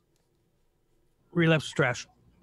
Right? And then you go another year and you get Recovery. Recovery was dope. I was going through exactly the same shit that he was talking about in there, and he made sense to me. Recovery. I mean, my brother had just died. I had just gotten clean, and I was breaking up with my wife. I mean, he's rapping with the accent. No, not in Recovery. That shit is trash. No, he wasn't doing the accident recovery. Then you get the Marshall Mathers LP #2, and that is trash. He dropped Rap God on that. Rap God is a technical marvel that nobody will ever go back and listen to again. Oh, dude, I'll listen to it. Dude, I listened to Rap God once, and I was like, wow, that's a demonstration of the world's greatest rapper right there. I'm never going to listen to this again. Fight me. I actually watch a girl. You're gonna sit down and bump Rap God in your car as you're driving around with the windows down. That's exactly what I did. That's what's wrong with this country. People like you. Fight me. So, and then you get Revival. That was 2013. Was LP2? Holy and then you get Revival. Let's not talk about Revival. Okay. Let's not talk about Revival. No, next one. Right over. So you got only one. Two more. You have two arguable classic albums. You have two passable albums. Then you have 4 trash albums in a row. I mean, right? Okay. But you can't look back at music from the current time, especially with something that changes as much as rap. You can look back at I was disappointed when those were coming out because he wasn't growing. He wasn't doing anything different. But see, here's the issue, right? The first album, Infinite came out before the Slim Shady LP, but that was just him doing a Nas impression before he really knew what was going on. And it was decent, but I don't count it as like an actual like Eminem thing because it wasn't like the actual Eminem style, you know, what he was going to turn into. All right, so Slim Shady LP came out in 1999. It's 2018, almost 2019. So we're talking 20 years at this point. He has not grown or changed in the slightest. Why is he still angry? I don't know. I guess it never leaves you. And I have issues along with. I mean, he's angry. He's angry in Kamikaze because MGK because MGK was 22 talking about his 16-year-old daughter as a sex object. I mean, look at what he was saying when he was 22. Go back to the Marshall Mathers LP. Go back to the Slim Shady LP. He was the same age. He was saying some stuff back then too. They'd be like, ooh, you know what I mean? Little hypocritical, I feel like. Now I mean 25 years later, yeah, a little hypocritical. Like, I mean, I understand, you know, family, and I understand it's Haley. Like, I get it. I was and am a huge Marshall fan, right? But the problem is, I really feel like the world has passed him by and he hasn't realized that. And a whole lot of people are still holding on to the fact that he's the greatest because he's a white rapper. He's the greatest rapper. He's the greatest white rapper. And people don't want to actually evaluate him on. I don't feel like people are able to look at him objectively anymore because he's reached this like mythical status. But I really feel like everything post Encore has just tarnished his legacy. It's to the point now where I've had to remove him from my top 10. He has been, Marshall Mathers, right, has been removed from my top 10 MCs. I don't and not because that's just fucking blasphemy. And not because he's not a super talented technical rapper. He is. But I don't get anything. I don't get anything from him anymore, and I haven't for a long time. All right. And now, wait, and not just that. Like, let's not just look at just strictly this. Let's also look at what's happened with everything surrounding him, right? Let's look at Shady Records. So he made a big point of bringing up, like, I brought 50 into the game. He didn't bring 50 Cent into the game. Every record label had a contract written out for Curtis Jackson. He chose Eminem. Eminem didn't choose 50 Cent.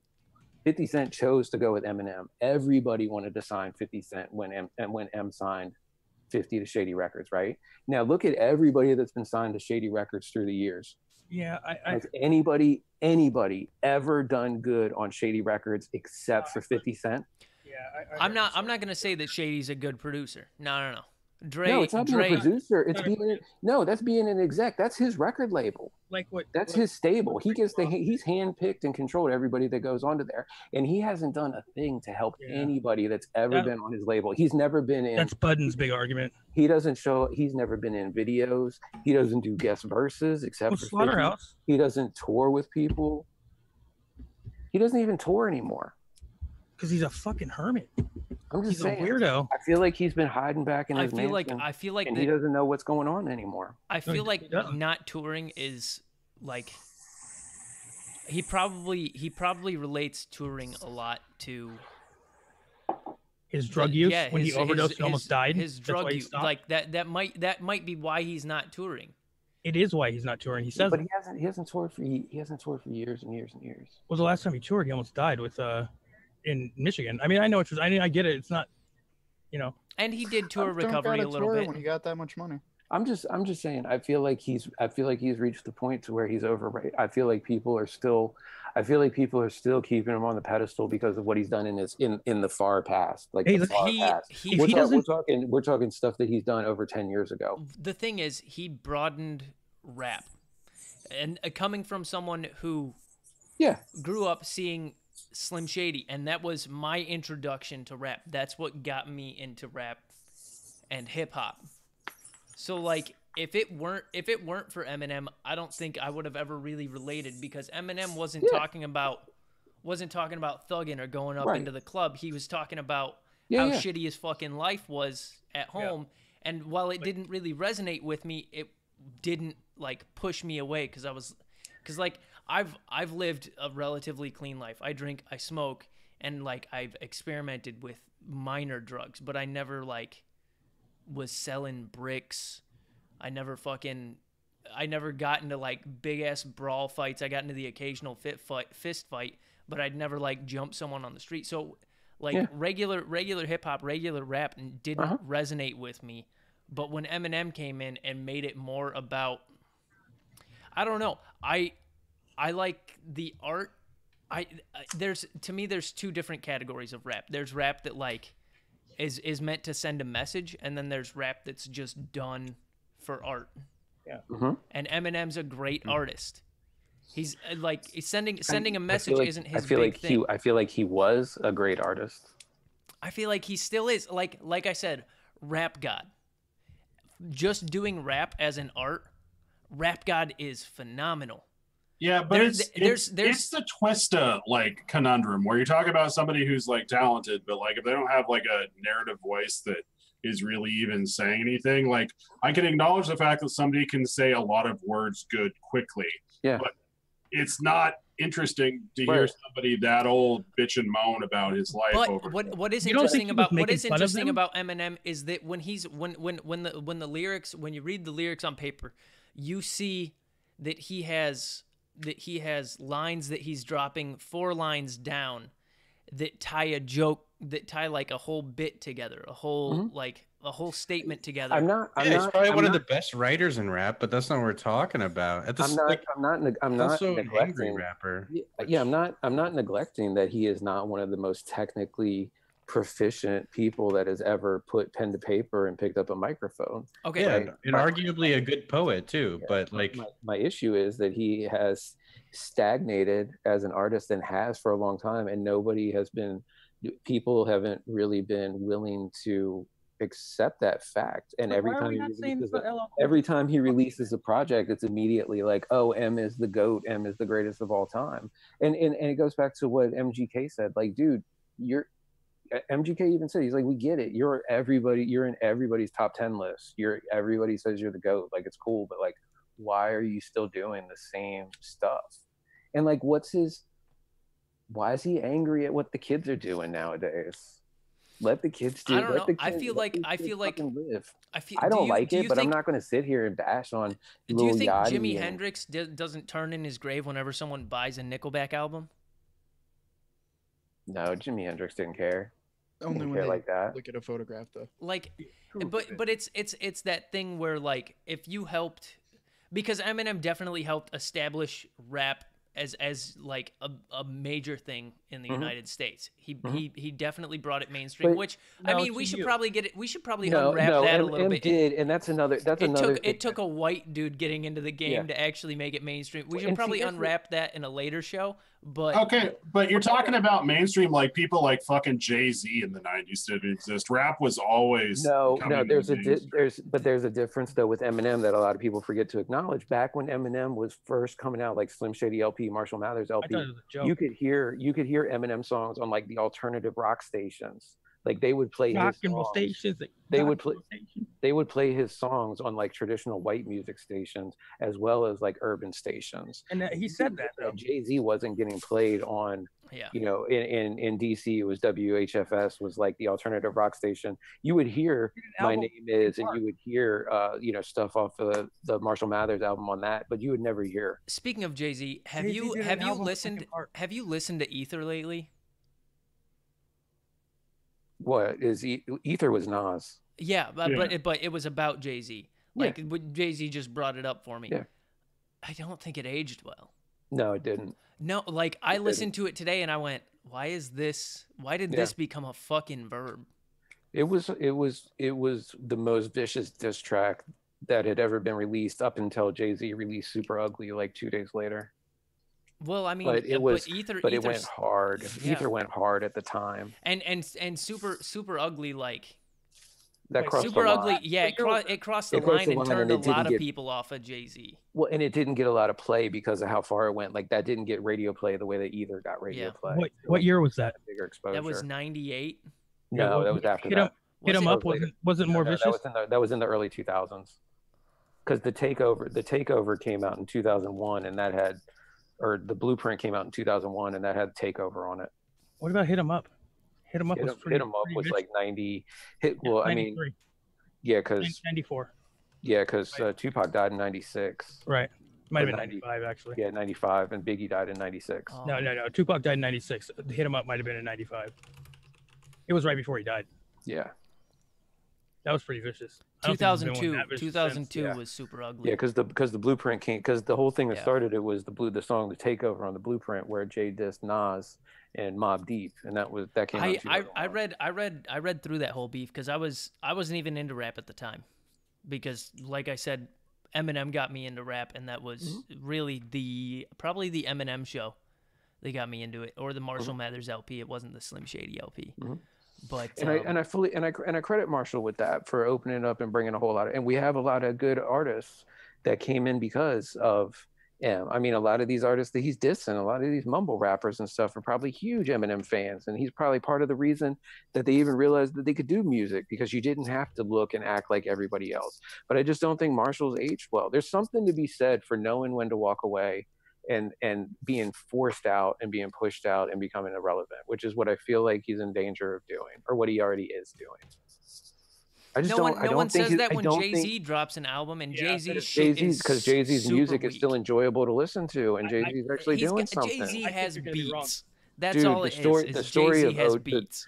The story of OJ roast anything on Kamikaze. The one song off of Jay-Z's latest project destroys anything off of Kamikaze. Like, he's actually trying to say something, and he's reflective, and he's looking back and taking his like position as sort of this elder statesman of rap and the African American community, and kind of reflecting that back on his experience. Like, it's an actual message instead of I'm 46 and I'm angry. And I don't think Eminem was given the opportunity to age well or he looks weird or progress. Beard. No. He just could have stopped releasing music. He could have stopped doing. If he continued doing the in this political climate, he can't, like, he wouldn't get away with rapping about black issues like the rest of black rappers. No, he tried to. He did the fucking whack ass Trump freestyle at the BET Awards, and that shit was terrible. It felt like pandering, and it felt like opportunism, and it really turned me off on it, because Eminem has never, like, the only time he's ever done any political stuff was Mosh and White America, right? That's like the only time he's ever really done anything political, and he's been dead silent on it for the last 10 years since those came out, right? Because that was before I got sober when those came out. and I'll be sober 12 years in December, right? So that's like 14 years ago probably since those came out. So there's been zero political anything, and then all of a sudden he has an opportunity. He's like, I can capitalize on this. That shit felt that was trashy. That was a trashy, opportunistic move. Yeah, it should be below what's he somebody of supposed to his do? status. Because he can't. That's what I'm saying. He doesn't have the environment where he would be able to flourish like Jay-Z. He can take that figurehead status and rap about black issues in America, rap about all that other shit. He's given the issue to introduce content. Eminem has a different experience. He's not and he wouldn't get away with doing that. Right. No one wants to see. I don't feel like he's even been authentic to himself, though. I don't feel like he's been authentic and on message. I feel like that's exactly that's why I like this new album so much, because he goes back to that Slim Shady persona. Right. He goes back to what does that feel like him. it's actually does that still feel like it's authentic, or does that feel like it's manufactured? Because I don't feel like that Slim Shady persona is an I feel like it's authentic. I feel like it's authentic. Of who he is today. Because why is no one saying it about Jay-Z or 50 Cent or any of these other guys that come out and they're still rich as fuck and they're living outside of the hood and all that shit? They're still talking hood shit. No one's saying this about them. But they aren't. They aren't. And I think they are. No. Have you listened to Jay-Z's albums recently? Yeah. I mean, I know what you're saying, but I don't know if Eminem is necessarily talking about being in that even still. I think Eminem's latest album is, I can't remember what you just said about it, but I think it is like justified, and that he makes a good point, because the entire album essentially is him going after mumble rap, and coming from someone who you mentioned is probably the best technical rapper, the best lyricist, might not be one of the best. I don't know if I would call him a lyricist. One of the best writer. I'll say absolutely technical rap. There is nobody that can rhyme words together better than Eminem. But that doesn't necessarily make a lyricist. Yes, and so his latest album goes after mumble rap, something that is completely counter to what he built a career on and what he's best known for. And they're disrespectful as fuck too to him. They're disrespectful as fuck to him. They're disrespectful. Who's been disrespectful to him? All of them. They all are like they disrespect the craft. I mean, just because you're doing something different than the people that came before you doesn't mean you're being disrespectful to the craft. I mean, you could say that would be like the Beatles. That would be like the Beatles saying that Megadeth is disrespectful to the craft because they're doing something different that they don't relate to. I mean, that's part of the thing too with getting older. Like I realized, like this shit's like some shit's not for me anymore. You know what I mean? Right. Like he's not like Marshall. Just make music for like your actual like fan base, like some grown-ups and shit, and don't try to worry about what the kids are doing. Let the kids make the music for the kids. If the music's good enough, then people are going to listen to it regardless of who they are, right? But if you just go, because honestly I feel like the only reason he put all these people's names and stuff was so that he would get some responses and he would get some traction and get some attention and some relevancy again. Like we're all talking about it right now. If he hadn't brought up anybody's names in any of this, everybody probably would have just been like, it's a meh album. He has really good flows again. His beats are a lot better. 6 out of 10. But since he brought up people's names, then everybody's talking about it. Even though it's not get like maybe like if I'm being generous, I'll give it a 5 out of 10. Also, how relevant has he made those people? I feel like if you look at who's been on the Billboard charts for the last 2 years versus him. True, but if you look at all of the people that he named, Tyler the Creator, Hobson, MGK, they weren't big in the media. They weren't big mainstream. He gave Hobson props. Though. He mentioned all of these people. Yeah. In his then like he wouldn't even in his like song. Okay. Now remember that line from Toy Soldiers when he says, we always have soldiers in our corner, so we drop their name in a chorus. Or rap a verse with. What about the Drake diss in like the second track on Kamikaze, and then like the next day Paul Rosenberg has to come out and be like, we weren't dissing Drake. That wasn't a Drake diss. Like, why are you gonna walk that back? Oh, I didn't know they released that. If you're running around like Slim Shady with your middle finger up like you used to, then how come you're walking back disses? He said, I don't believe in ghosts. Yeah. No, he's like, the last line was writers, we don't believe in ghosts. Right. Right, talking about Drake's ghostwriter or whatever. Yeah, that was dope. And I mean, Drake's not even an MC. So like, if you and he went directly at him when he said I'll spit a freestyle in a booth and I like take a picture of me or some shit. I don't need my phone to do it. Because was that on Sway that Drake was reading off of his phone while freestyling? Yeah. I mean, everybody is going off of that was Drake with the BlackBerry doing that back then. I mean, the whole thing is like Drake's not an MC, so like having an MC like diss Drake for not being an MC, I feel like it's silly because I don't feel like Drake's ever presented himself as being an MC. He's specifically talking about how he took over the collab they did. And then he had a Drake, and then like the next track is like a Drake beat, and he's like half singing on it, like doing a Drake song. All I'm saying, that's some hypocritical shit. Oh no! I think he used. Okay. I think that was a masterful use of other beats because like in Not Alike where he goes after MGK. He does the what is it, the Gucci Gang beat, I think, where it was like Not Alike is a fucking Weird Al song with rapping. That's what I love about it because he takes that beat and he shit talks them on that beat with Royce. Yeah, he was and I really enjoyed and I also enjoyed the Revival didn't go viral, like the little Kendrick shout out. Like there were some parts on there that I was like, he's still witty. Like I said, I'm not saying he's not technical. I'm not saying he's not skilled. I'm not saying he's not potentially the best rapper in the world. I'm just saying that I feel like he's been doing the same shtick for 20 years at this point. We will have to see. Boring. We will have to wait and see the response to his disses and his response to MGK, dude. Because I'm here. You want another hot take real quick? I am surprised he hasn't responded yet. Here's another hot take. Royce the 5'9" is a better technical rapper than Eminem. No. Yeah.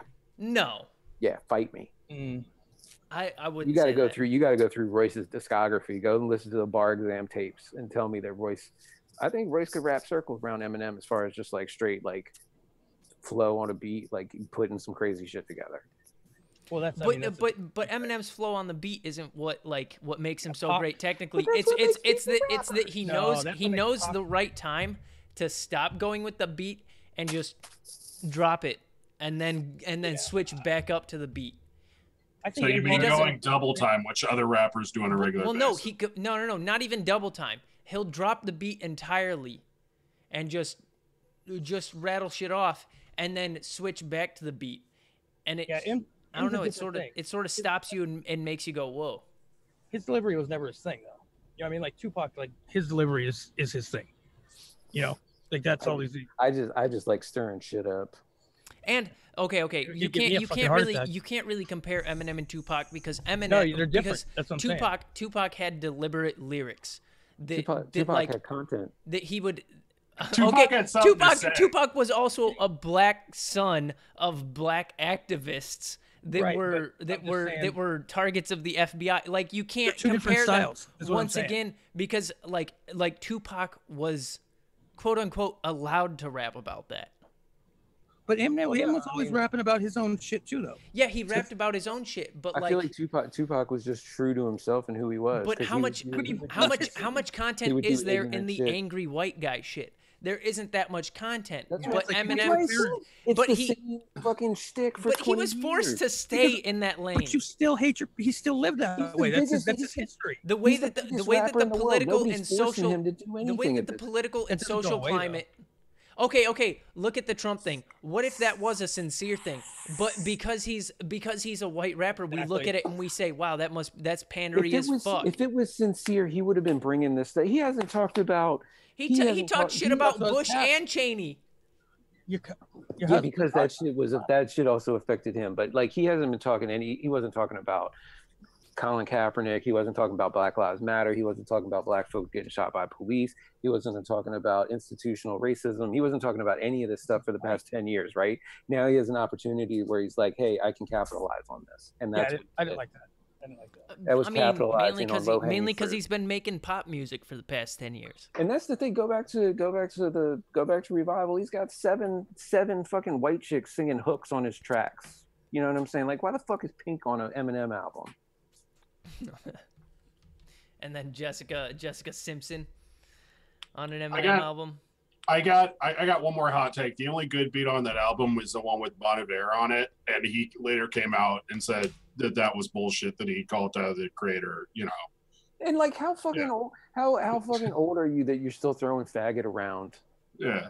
At all, like even if it's in like a semi-joking Okay. He didn't say faggot. He said fag. Regardless, like that's the same shit that he's been doing for so long. Doesn't he know? Go ahead. Doesn't he know? He should know. He should. It's a criminal waste of Bon Iver on a rap beat. It really is, especially. And if you read the thing from Justin, he even said like he wasn't recording for Eminem. He went into the studio with the producer of that track and was just like laying down some different vocal samples and stuff, and then they grabbed it and put it on that track. Wait, are you talking about Bon Iver? Yeah. Okay. That's not how he actually pronounces it. Yeah, I know, but no one in America calls it Bon Iver. But like he didn't record it for that song. He just recorded it for the producer, and then they like M was like, "Hey, I like this." They asked him to take it off, and he's like, "Nah." That was Fallout, I believe. Fall. Yeah. Music video for that is pretty good though. The Eminem and Royce Caterpillar track is better than anything on this fucking album, off of Royce's project. All right, I guess we'll agree to disagree. We'll wait and see if Eminem makes a response and what his response will be. I think M's still in my top 25. Like he's still number one technical. Who would be your top 10 then? Oh my God, let me hear 10 that are better than M. I want to hear it. Okay, Biggie, Jay, Nas, AZ, Big L, Ghostface Killah, Sean Price, Cool G Rap, Big Daddy Kane, Rakim the God, Big Pun. You want me to keep going? I mean, I know 3 of those. You know, I mean, there's a lot of really good fucking rappers out there. You know what I mean? Do you think Kendrick Lamar is better than Eminem? I think Kendrick Lamar is. I don't think he's technically better than Eminem, but I think right now he's a better artist than Eminem. Because he has the content. He's able to rap about that content. I think Kendrick Lamar is going to end up going down as one of the all-time greats, but he's not. And see, like I sometimes have an issue with putting Biggie like so high up, but like I grew up in the era like listening to him when he was putting this music out, and Big was doing the same thing. He was doing stuff that nobody had done before and nobody realized that you could do before that. But it's hard to rank somebody as like a greatest when they have like essentially like 2.5 albums as their entire discography. You know what I mean? Like Life After Death came out posthumously, and then there was like a bunch of like, you know, he had verses like all over like the Junior Mafia projects, and then there were like a couple other verses that were scattered on other things. But like Big doesn't have that much music, right? And I'll put Tupac up, even though I'm not a Tupac fan personally. Like I acknowledge how important Tupac is. I'll put Tupac up there too. You know what I mean? But and like I can understand the argument for Tupac being one of the greats because Tupac had so much fucking product. I'll put E40 in my top 25 easily. E40 released 17 albums in the last like 2 years. Yeah, I mean E40 I'll put Scarface in my top 20. Scarface is your fucking favorite rapper's favorite rapper. You know what I mean? There's a lot of people out there that are super skilled that don't get that shine. God for your rap. Yeah. I can name more if you need more. Like I'll just, you know, Big Pun needs to get more shine. I mean, there's the same issue with Big Pun too. You got one classic album, and then you got a posthumous album, and then you got a couple like guest verses everywhere. But like Big Pun, and it's interesting because I do wonder what would have happened if like Big L, Big Pun, and Notorious had lived, right? Like where would they be? Like what would have happened? Like Jay-Z, it was supposed to be Jay-Z, Biggie, and Charlie Baltimore and Little C's were going to have a group called The Commission. Like, could you imagine if Jay-Z and Notorious B.I.G. had done like a couple albums together as a group? Like, the fuck, right? Does anybody remember Jay-Z when he first came out? Yeah, when he was doing the double time flow. When he had the high top twist on the tilt. Yeah. And he was doing like a Jamaican reggae. Yeah, when he was Jazzo. Was the dude that was signed, and Jay-Z was like his homie, and like then it turned out that Jay-Z was better than Jazzo, and nobody's ever heard of Jazzo since then. My favorite was when Kid Rock was a rapper. Remember that? Oh God. All right, No. can you mute his Go mic? ahead. Can you just go ahead and mute his microphone now? Jesus. Beastie Boys. I'll put the Beastie Boys. Oh no, I in was there. kidding about that. All right, my top You know. 10: Cowboy Troy, Kid Rock, Cowboy Troy. Florida Georgia Line, Eminem. Easy. Yeah, I mean, if you want to talk white rappers, then you can even have.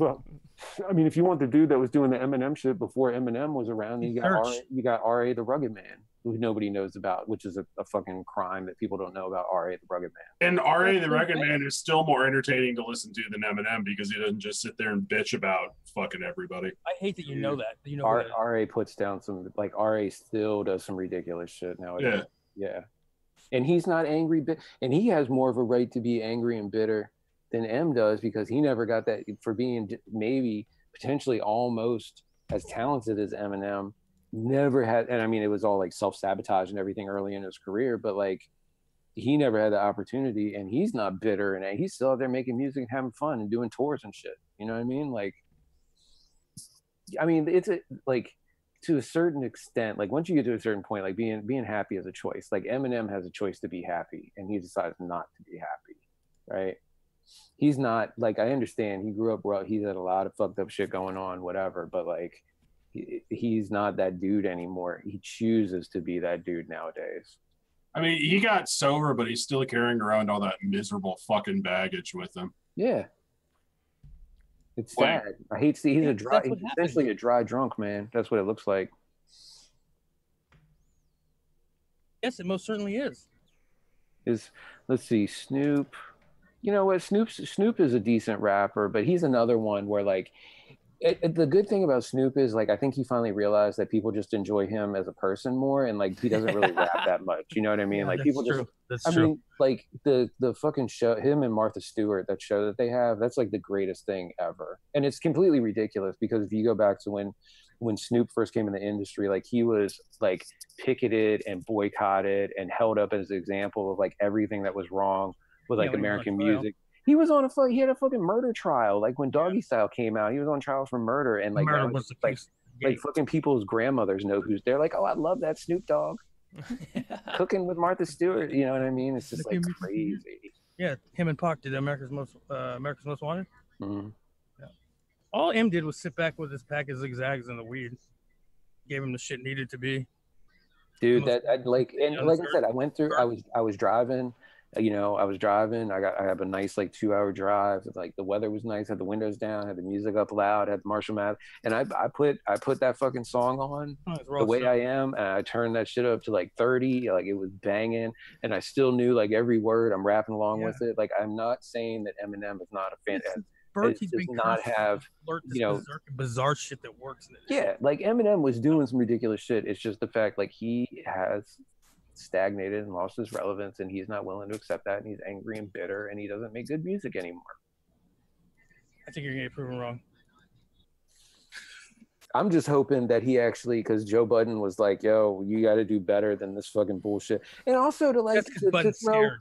No, fuck that. To throw a fucking diss to have your diss bar against somebody be a domestic violence fucking line when he's been charged with domestic violence so many fucking times. Like, what the fuck? Yeah. Like, come on. True. So anyways, Budden was like, you got to come at me with some better shit than that. So I'm really hoping, because Budden's retired, so he's like, you got to come at me with something better than that to get me out of bed. So I'm really hoping, because I think honestly, I think Budden would probably be able to beat M in a fucking DMX. No, Eminem would be, or Joe Budden would be able to.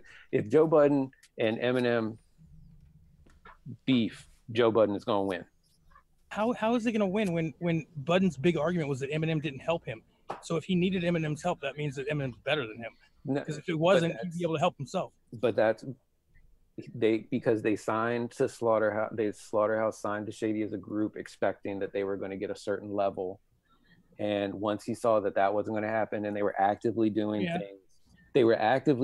things to make Slaughterhouse perform worse, he wanted to leave, and nobody else wanted to dip out. So he retired. He walked away from it instead. The Slaughtermouse track, which I highly recommend everybody go listen to, was originally supposed to be a diss.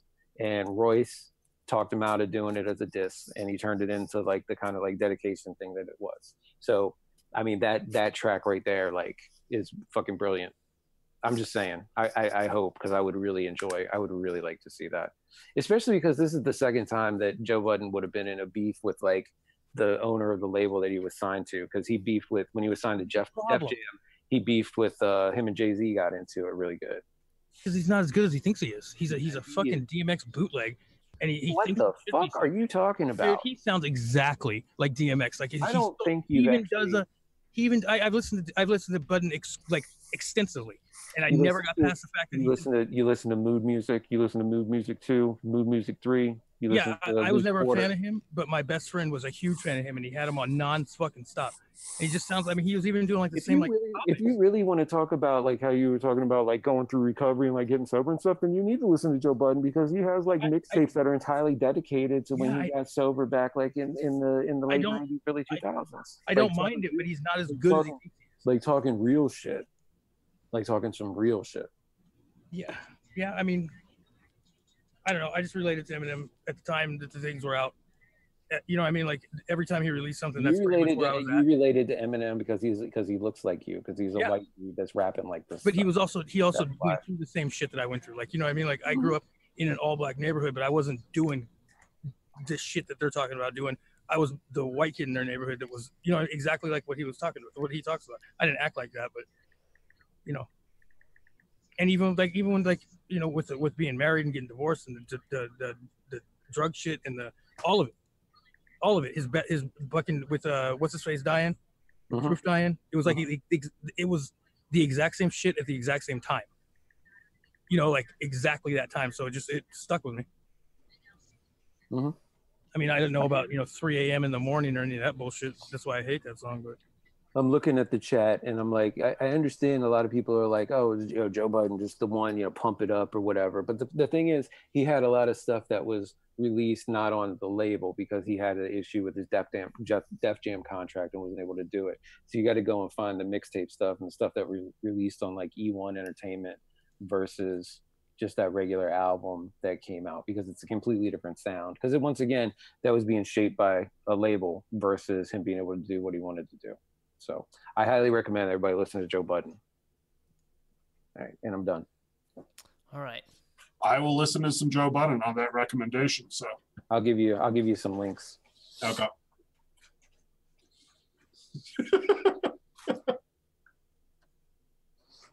What else? I don't know. I think that's pretty much it. Okay. White people are boycotting Nike apparently. Yeah, fuck white people. Fuck white people. Seriously. White people are the worst. I don't.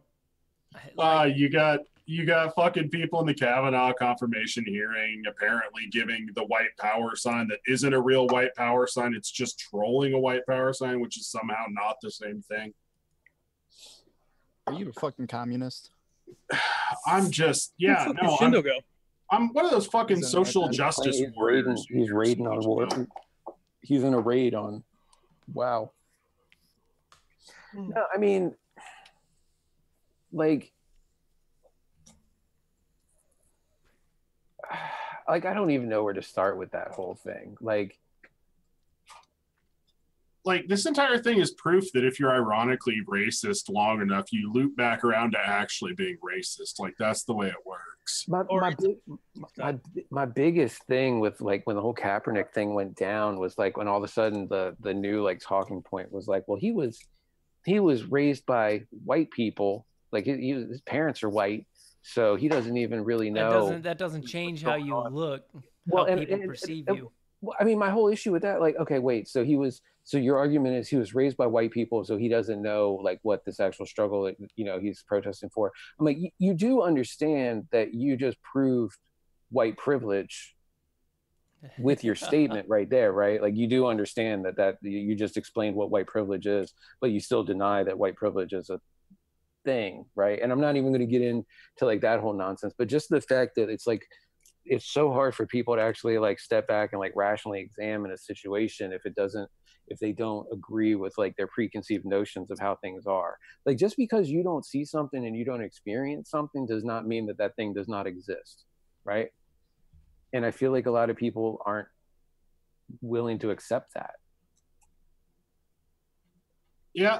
The other thing he gets shit for too is politicizing football, but nobody shits on the fucking NFL for taking the money from the goddamn military in the first place to have the national anthem broadcast on TV and all that other shit. Like that wasn't originally part of football. Right. And then homeboy comes out and starts kneeling, and all of a sudden it's some sort of like crisis of patriotism. Like, good on fucking Nike, man. Like, I get it. They're a fucking corporation and yada yada yada, but it's fucking something. Yeah. You know? Yeah. And I mean, and the other thing, like I respect Colin even more because like he hasn't just like been sitting bitching about not being in the league, not being signed or whatever. He's gone and done things. He's started community programs. He's giving back to communities.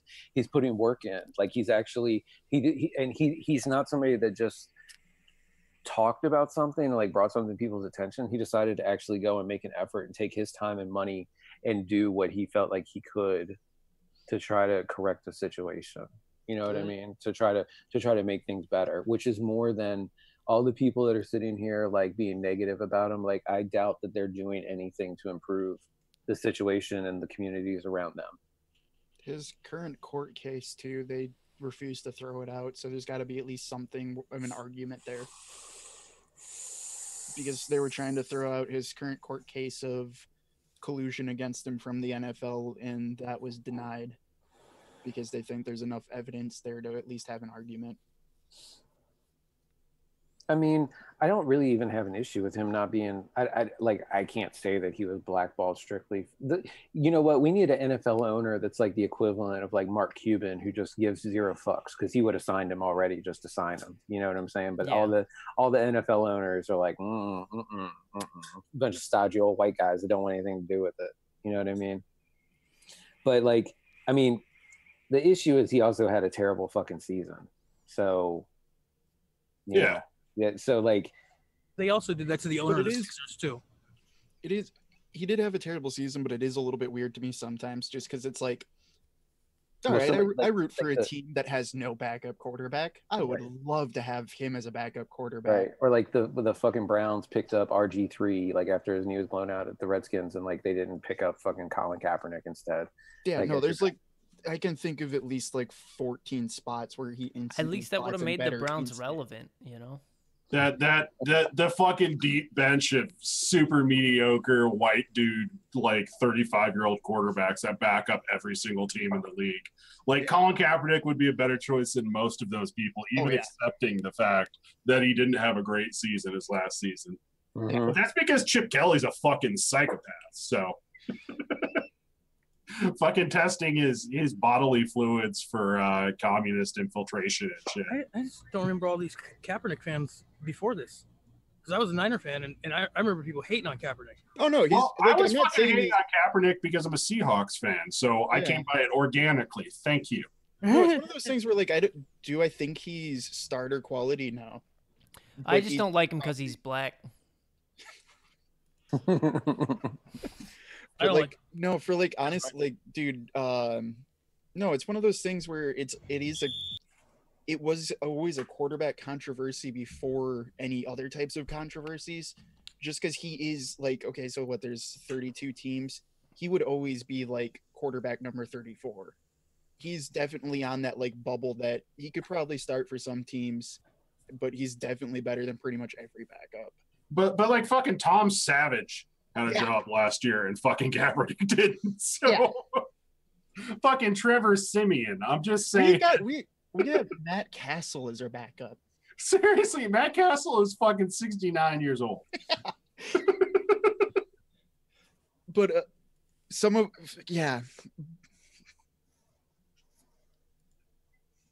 I don't know. Fucking good on you, Nike. Shit, we're talking about it. You got a whole bunch of conservatives burning Nike shit to own the libs. So I'm cool with that. Huh? Yeah. I mean, feels like they're doing what M did. I'm a lib. Just fucking own me. Own me so hard. Burn all your shit. Right? I don't think so, because the entire thing is that the entire kneeling controversy started up again a couple weeks ago as the season was getting ready to start. So I don't feel like that was strictly opportunistic, like out of nowhere, just to be able to jump onto it. I feel like Nike felt like they needed to make a stance on the way they felt about the situation. I think it's partially that, but it is the start of the season. Also, I enjoy that people are burning their fucking shoes, and the fact that like they're just gonna go out and buy another pair of Nikes. Yeah, it's so stupid. Dude, Like, no, that's always the best. Burn your feet. You want to make a statement? Burn your feet. What are they gonna buy? Reeboks? Hopefully it'll increase the value of some of my Air Maxes and foam. Yeah. No, that's always the best. Like, I've never understood that. Like, when a guy leaves town or gets traded, or like this, like, what's people's fascination in buying a pair of clothing that costs at least $100, and then the second something you don't like happens, you have to fucking burn it. Like why is this a thing? Hold on. What the fuck is that? You already gave them your money. What the fuck is that doing against them? It's like, I own a $180 jersey. This guy left town. I gotta fucking burn it. Hey, does anybody know what the Eagles Falcons score is? It is 15-6 Eagles. Okay. Well, no, 9-6. Yeah, Eagles just scored. Okay. So I don't know if it's 9-6 or it's 15-6. Cool. Just curious. That's why I'm looking this way the entire time. Yeah, I don't follow them, but I live in the city of Philadelphia, so I better know what the answer is for when I got to go interact with people tomorrow, or that I'm going to get lynched in the streets. Just fucking greasing the poles so they don't climb up, man. You gotta love that. Okay, 9-6, about to become 10-6. It's not been a good offensive game for anyone. Are you saying Big Dick Nick didn't pull it out? Nope. And then Matt Ryan's having the game of his career. Dude, Matt Ryan is so fucking overrated. I'm sorry. I know. Trust me, I'm on the team of other Matt. So how you gonna catch a Phillip if you don't watch sports? And I was like, I got one. He doesn't watch sports either. It's fine. He's like, oh wow. Oh. Philadelphia. Yeah, it's honestly, it's not a very good game so far. Well, I'm going into the season with my blind optimism intact, so we're going to see what happens. Yeah. Well, I mean, you're a fucking Lions fan. Like, have you seen any of these games this preseason? Like, I knew it was going to be bad, but oh my Lord. Yeah, the preseason was not great looking, but hey, apparently we have fucking Earl Thomas is actually playing this year, so that's good. Hey, dude, that's better than we just cut our only. We're trying to What? We're just trying to kill the chat. We should talk about cars next. Yeah. We went from rap to fucking sports. Yeah, let's do it. No, we can do a food show again. Yeah. Oh, hey, I kind of got my black bean burger recipe nailed down. The trick was treating it like falafel. So for falafel, you don't use canned fucking chickpeas. You got to use dry chickpeas. How the fuck did we get to falafel? And a special hot sauce. And tahini. I was actually interested in it. Super confused. You don't use tahini in falafel. You use tahini in hummus, my dude. Yeah, and you use hummus in falafel. No, you don't. You can put some tahini in your falafel too. It's not going to ruin it. Yeah, but you don't use hummus in your falafel. Falafel is literally on the pita? No, falafel is just the fried stuff. Yeah. A falafel sandwich can use hummus. Falafel wrap. What's wrong with you? You can never call it a falafel. You can put tahini in your falafel. I've done it. Like, it tastes good. Shit. Yeah. Helps bind it together. I got my kid to eat a falafel. I was so proud of him. You like it? Yeah, it was. I gave him the first bite. Like, I handed him the first one out of the order, and I didn't realize they were kind of spicy. Oh yeah. So like he started chewing it, and then he's like, ha. Shit, but then he kept taking more bites of it. So I just thought it was like temperature hot, and then I ate one, and I was like, oh, that's spicy. Poor little guy. Sorry about that, little guy. Then you handed him another one and said, get over it. Yeah, I was like, That's- if you, there's some more if you want it. And he was like, no, he just wanted the French fries with the feta cheese on them. That's when you teach him a life lesson and you say, listen, all the greatest things come with the downsides. Yo, have you ever seen the fucking praying mantis video with the kid? Where it's very clear that this is the moment in life where he stops trusting everybody. It's like the greatest video of all time. Have you ever seen it? No, Bring it up and play. It's definitely worth it. Trust it. It's just I put don't praying mantis. even know what you're talking about. Put in YouTube praying mantis kid, and I promise you're gonna find it. It's the moment in this kid's life where he just stops trusting fucking everything, and you'll see it. It's fucking hilarious. All right. I'm telling you, it's worth it. Trust me. Yeah, I trust you. All right, you do. Yep, I sure do. Okay. Are we wrapping it up now? Is that what that at? Oh, no. I'm showing this video, I guess. I'm telling you what. I don't even want to talk it up to you.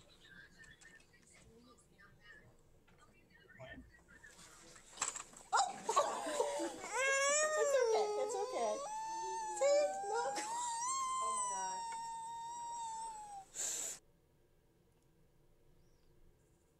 Yeah. So what have you guys done this week? Mostly just First off, question my existential dread. Don't play that like that wasn't the greatest fucking one of the greatest things you've ever seen. It This dumb isn't. little man- It wasn't all that great, in all No, honesty. it's pretty great. It's pretty great. No, it wasn't, man. All right. Okay, so what's up? Right, this should be better. No, existential dread mostly. How about you? About a little bit of the same, but football started again, so we kind of been distracted a bit from our existential dread. Hey, at least they get paid in the NFL. That's all I'm saying. Do they? Because I that mean- could be unpacked. That could really be unpacked too. I'm just saying, at least they get. It's not as exploitive as college football. Yeah, no, that's where I'd go with that unpacking. Like You better get paid for doing what 4 or 5 years of paid labor. That is $1 billion industry. that's just making to the be a part fucking of. colleges money, and like the girlfriend actually has some of the university football players in like one of her classes, and like they're not there for the education, and I don't fault them for it at all. But I'm saying, like, they educate, like, the free tuition thing is a fucking joke with the academic standards. Hey, give me $100,000 so I can make $1 billion off you. Especially within like a D1 school. Like once you get into like the smaller programs, it's a little bit more reasonable to be like an actual student athlete. But if you're talking like those tier 1, D1 schools, that there is, the emphasis is not on. It's not on being a student athlete. It's on being an athlete who happens to go to the school. Well, and like I wouldn't even call, I definitely wouldn't call like WSU, Washington State University, like tier 1 or anything, but they take their football fairly seriously. Hey, did you guys know that the Maryland Terrapins killed a kid this year? Yep. Yeah, that was cute. Yeah, and then tried to redeem it by taking a penalty. Yeah. And people were like, how noble. And then everybody's like, that's fucking bullshit. Yeah. You shouldn't have killed him in the first place. Which is really crazy because, like, Maryland had never been a football school. And now they're in the Big Ten. They left the ACC and moved over to the Big Ten. Yeah. And like a couple years ago. And so now they're trying to build that football program because they never would have had a situation like that back before. No. They were always a basketball school. I mean, they just killed their biggest basketball stars back in the day. Len Bias, anyone? No, I don't. Overdosing on cocaine, right? Oh, dude, so I went to the University of Maryland and I actually lived in the dorm that he died in. The actual God one? damn. I lived in it was the same suite. They don't know what room it was. Like nobody knows like what room it was, but it was the same suite. Ooh. That was them. The cocaine ghost have been Len Bias. Oh, dude, I did a whole bunch of cocaine in that dorm room too. So I loved it. I'm blaming it on the ghost of Len Bias. That's the only reason that I ever did that cocaine. Dude, I did a whole lot of that whole year. Sure, so that sure. year was a blur. Blame it on And the then black athlete. Typical white man procedure. Then I was politely asked to never return after that year. So No, not good. yeah. I like the whole kicked out of the University of Maryland. Yeah. After Len Bias died in it, you know what I mean? Like you were worse. That's crazy. Yeah, I was a wreck. What were you doing? Some Van Wilder shit? No, you just wasn't making the money. Oh, okay, that's a good point. Yeah, okay, I was not a number 1 draft pick. Oh shit, I've had Reddit up while I'm just bullshitting.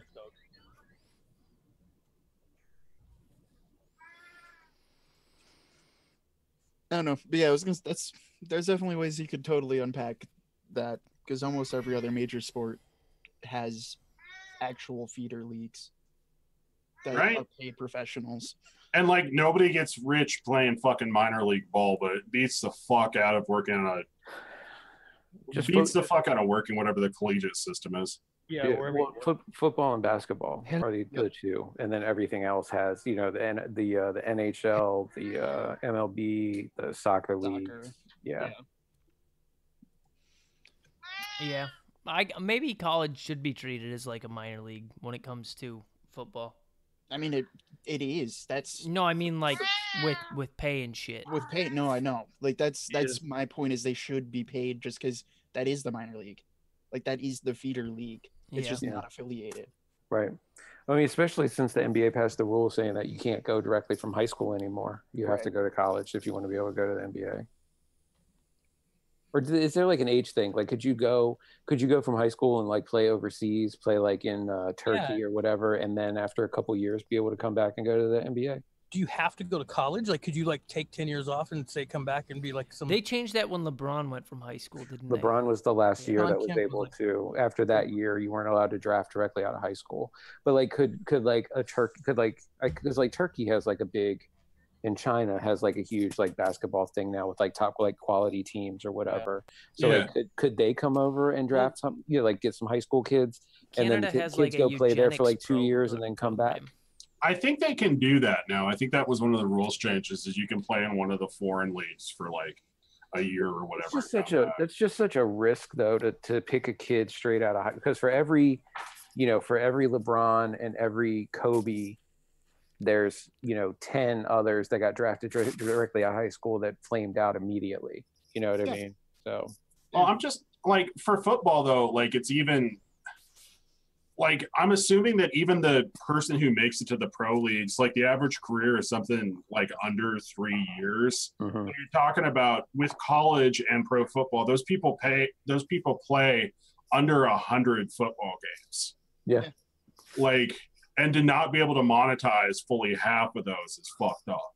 And look how much wear and tear the college career puts on you before you even make it to the. And if you're playing in you're playing in a tier 1 D1 football school, how much wear and tear you're putting on yourself before you ever even make it to the NFL. Like the Redskins drafted a running back and he blew his knee out in the first preseason game. Yep. And so I was really pissed we didn't draft him, and now I'm a little bit happy. Right. I'm not happy he's hurt, but. And it's like, well, was it just was it just an unlucky situation, or was it the fact that he's already been playing at such a high level and putting his body through so much that it was just time for his ACL to go? Well, at least he'll have that shitty, useless communications degree to fall back on, right? He probably didn't even get it. It's probably left after 3 years, like everybody else does. Like that's the entire thing with that college thing. It's like, oh yeah, no, but they have a college degree that they can use, and it's before, it's seriously a college degree. If they're going to a football school, it's not much of a fucking college degree. Yeah, if they even get the degree, because most people end up leaving. They don't do all 4 years. Declare for the draft, and it's just another fucking hoop to jump through before they get paid for making people insane amounts of money. Yeah, and. This is coming from a hockey perspective. Honestly, if you get drafted out of high school, because hockey does their draft out of high school, but they have feeder leagues that they put them into, like, things like that. Yeah, so you can develop player development. Right, but you do also have the option of going to college, and you can play college hockey. Like there still is all of the college stuff. Could you get drafted by a team and then still go to college instead? Yeah. Okay. Yeah. I know like baseball. I know that happens with baseball a lot. Yeah. Well, that's actually a thing too. Is you the team that drafts you don't have to sign for, and if you wait 3 years, you can enter the draft again. Yeah, because there's been a bunch of like top tier athletes that got drafted by multiple, they got drafted, or they got selected they decided to go play football at a school, but they also got drafted by the New York Mets or whatever. Like, didn't Tim Tebow get drafted by a baseball team at the same time that he selected to go play for the University of Florida? So. But there's been a bunch of them. Like, I think John Elway was one. Like, I think I know Deion Sanders did. He got drafted by a baseball team and decided to go play football at college. But at least for hockey, if you actually want to make the NHL, you don't fucking go to college. You instantly go into the minor pro leagues. Like, the development there is so much better. It's laughable. Like, almost anyone. Generally, if you go to the NCAA, you're probably a mid to late round pick with a really small chance of actually making the NHL. How much of the NHL is How much of the NHL is Americans? Probably like 6%. I think it's above 30-ish now. Okay. It's still mostly Canadian, followed by American, followed by a smattering of European countries, mostly Russian, Swedish. There's a decent amount of Czech. Finland has a small representation. Switzerland, basically anywhere it snows. Which makes sense. Yeah. I mean, it's not like there's a whole lot of kids running around Houston, Texas playing pickup hockey. You know what I mean? Playing pickup ice hockey as their childhood sport, probably. I mean, I know there's some. There's always some, yeah. But it's not like Canada where everybody. I mean, when you're born, you're issued a hockey stick, right? Right. Yeah. But I mean, like, there's things with that too that it has been growing, but I never expect hockey to be big, just because. I mean, whether you like it or not, hockey's fucking expensive. It's a fucking expensive sport to get into. Yeah. Like, versus every other sports, like, you got a ball, you can play it. Hockey's like, you got to spend about $500, then you can play it. You got to find a giant flat sheet of ice. It's just all sorts of drama. And yeah, that too.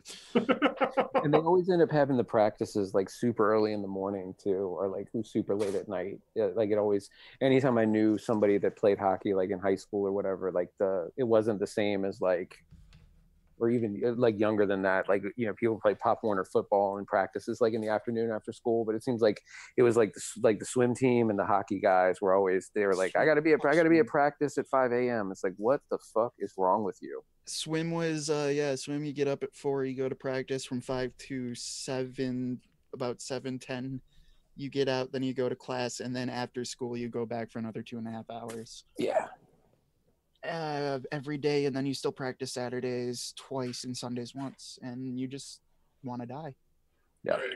Guys, I gotta bounce out of here, but y'all have a good night, okay? I think we're gonna be done anyways. We'll see you guys next week. Yep. We're gonna be where the fuck is D go? But we'll be going to I'll be going to Wayne's wedding this weekend, so I guess maybe I'll have some pictures and videos from that. Did the winner give you their DM you their information? Yeah, okay, cool. Send it to me. I'll DM it to you. Excellent.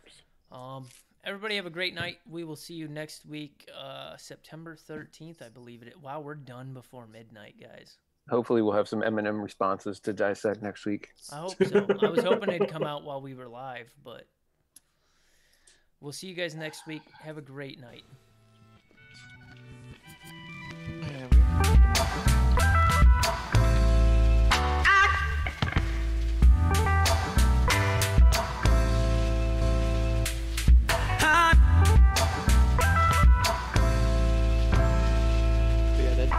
Going back to what you're saying about high school, that is something about drafting high school. And also, you're missing the maturity level too. So, like, even if you put them in the minor league and they go, they got to go join the team, they got to travel, they're in a hotel room, like, it's an 18-year-old, like, what kind of trouble he's going to get into? Well, no, like, for hockey, you still have 7 rounds currently. Honestly, the only ones that are, like,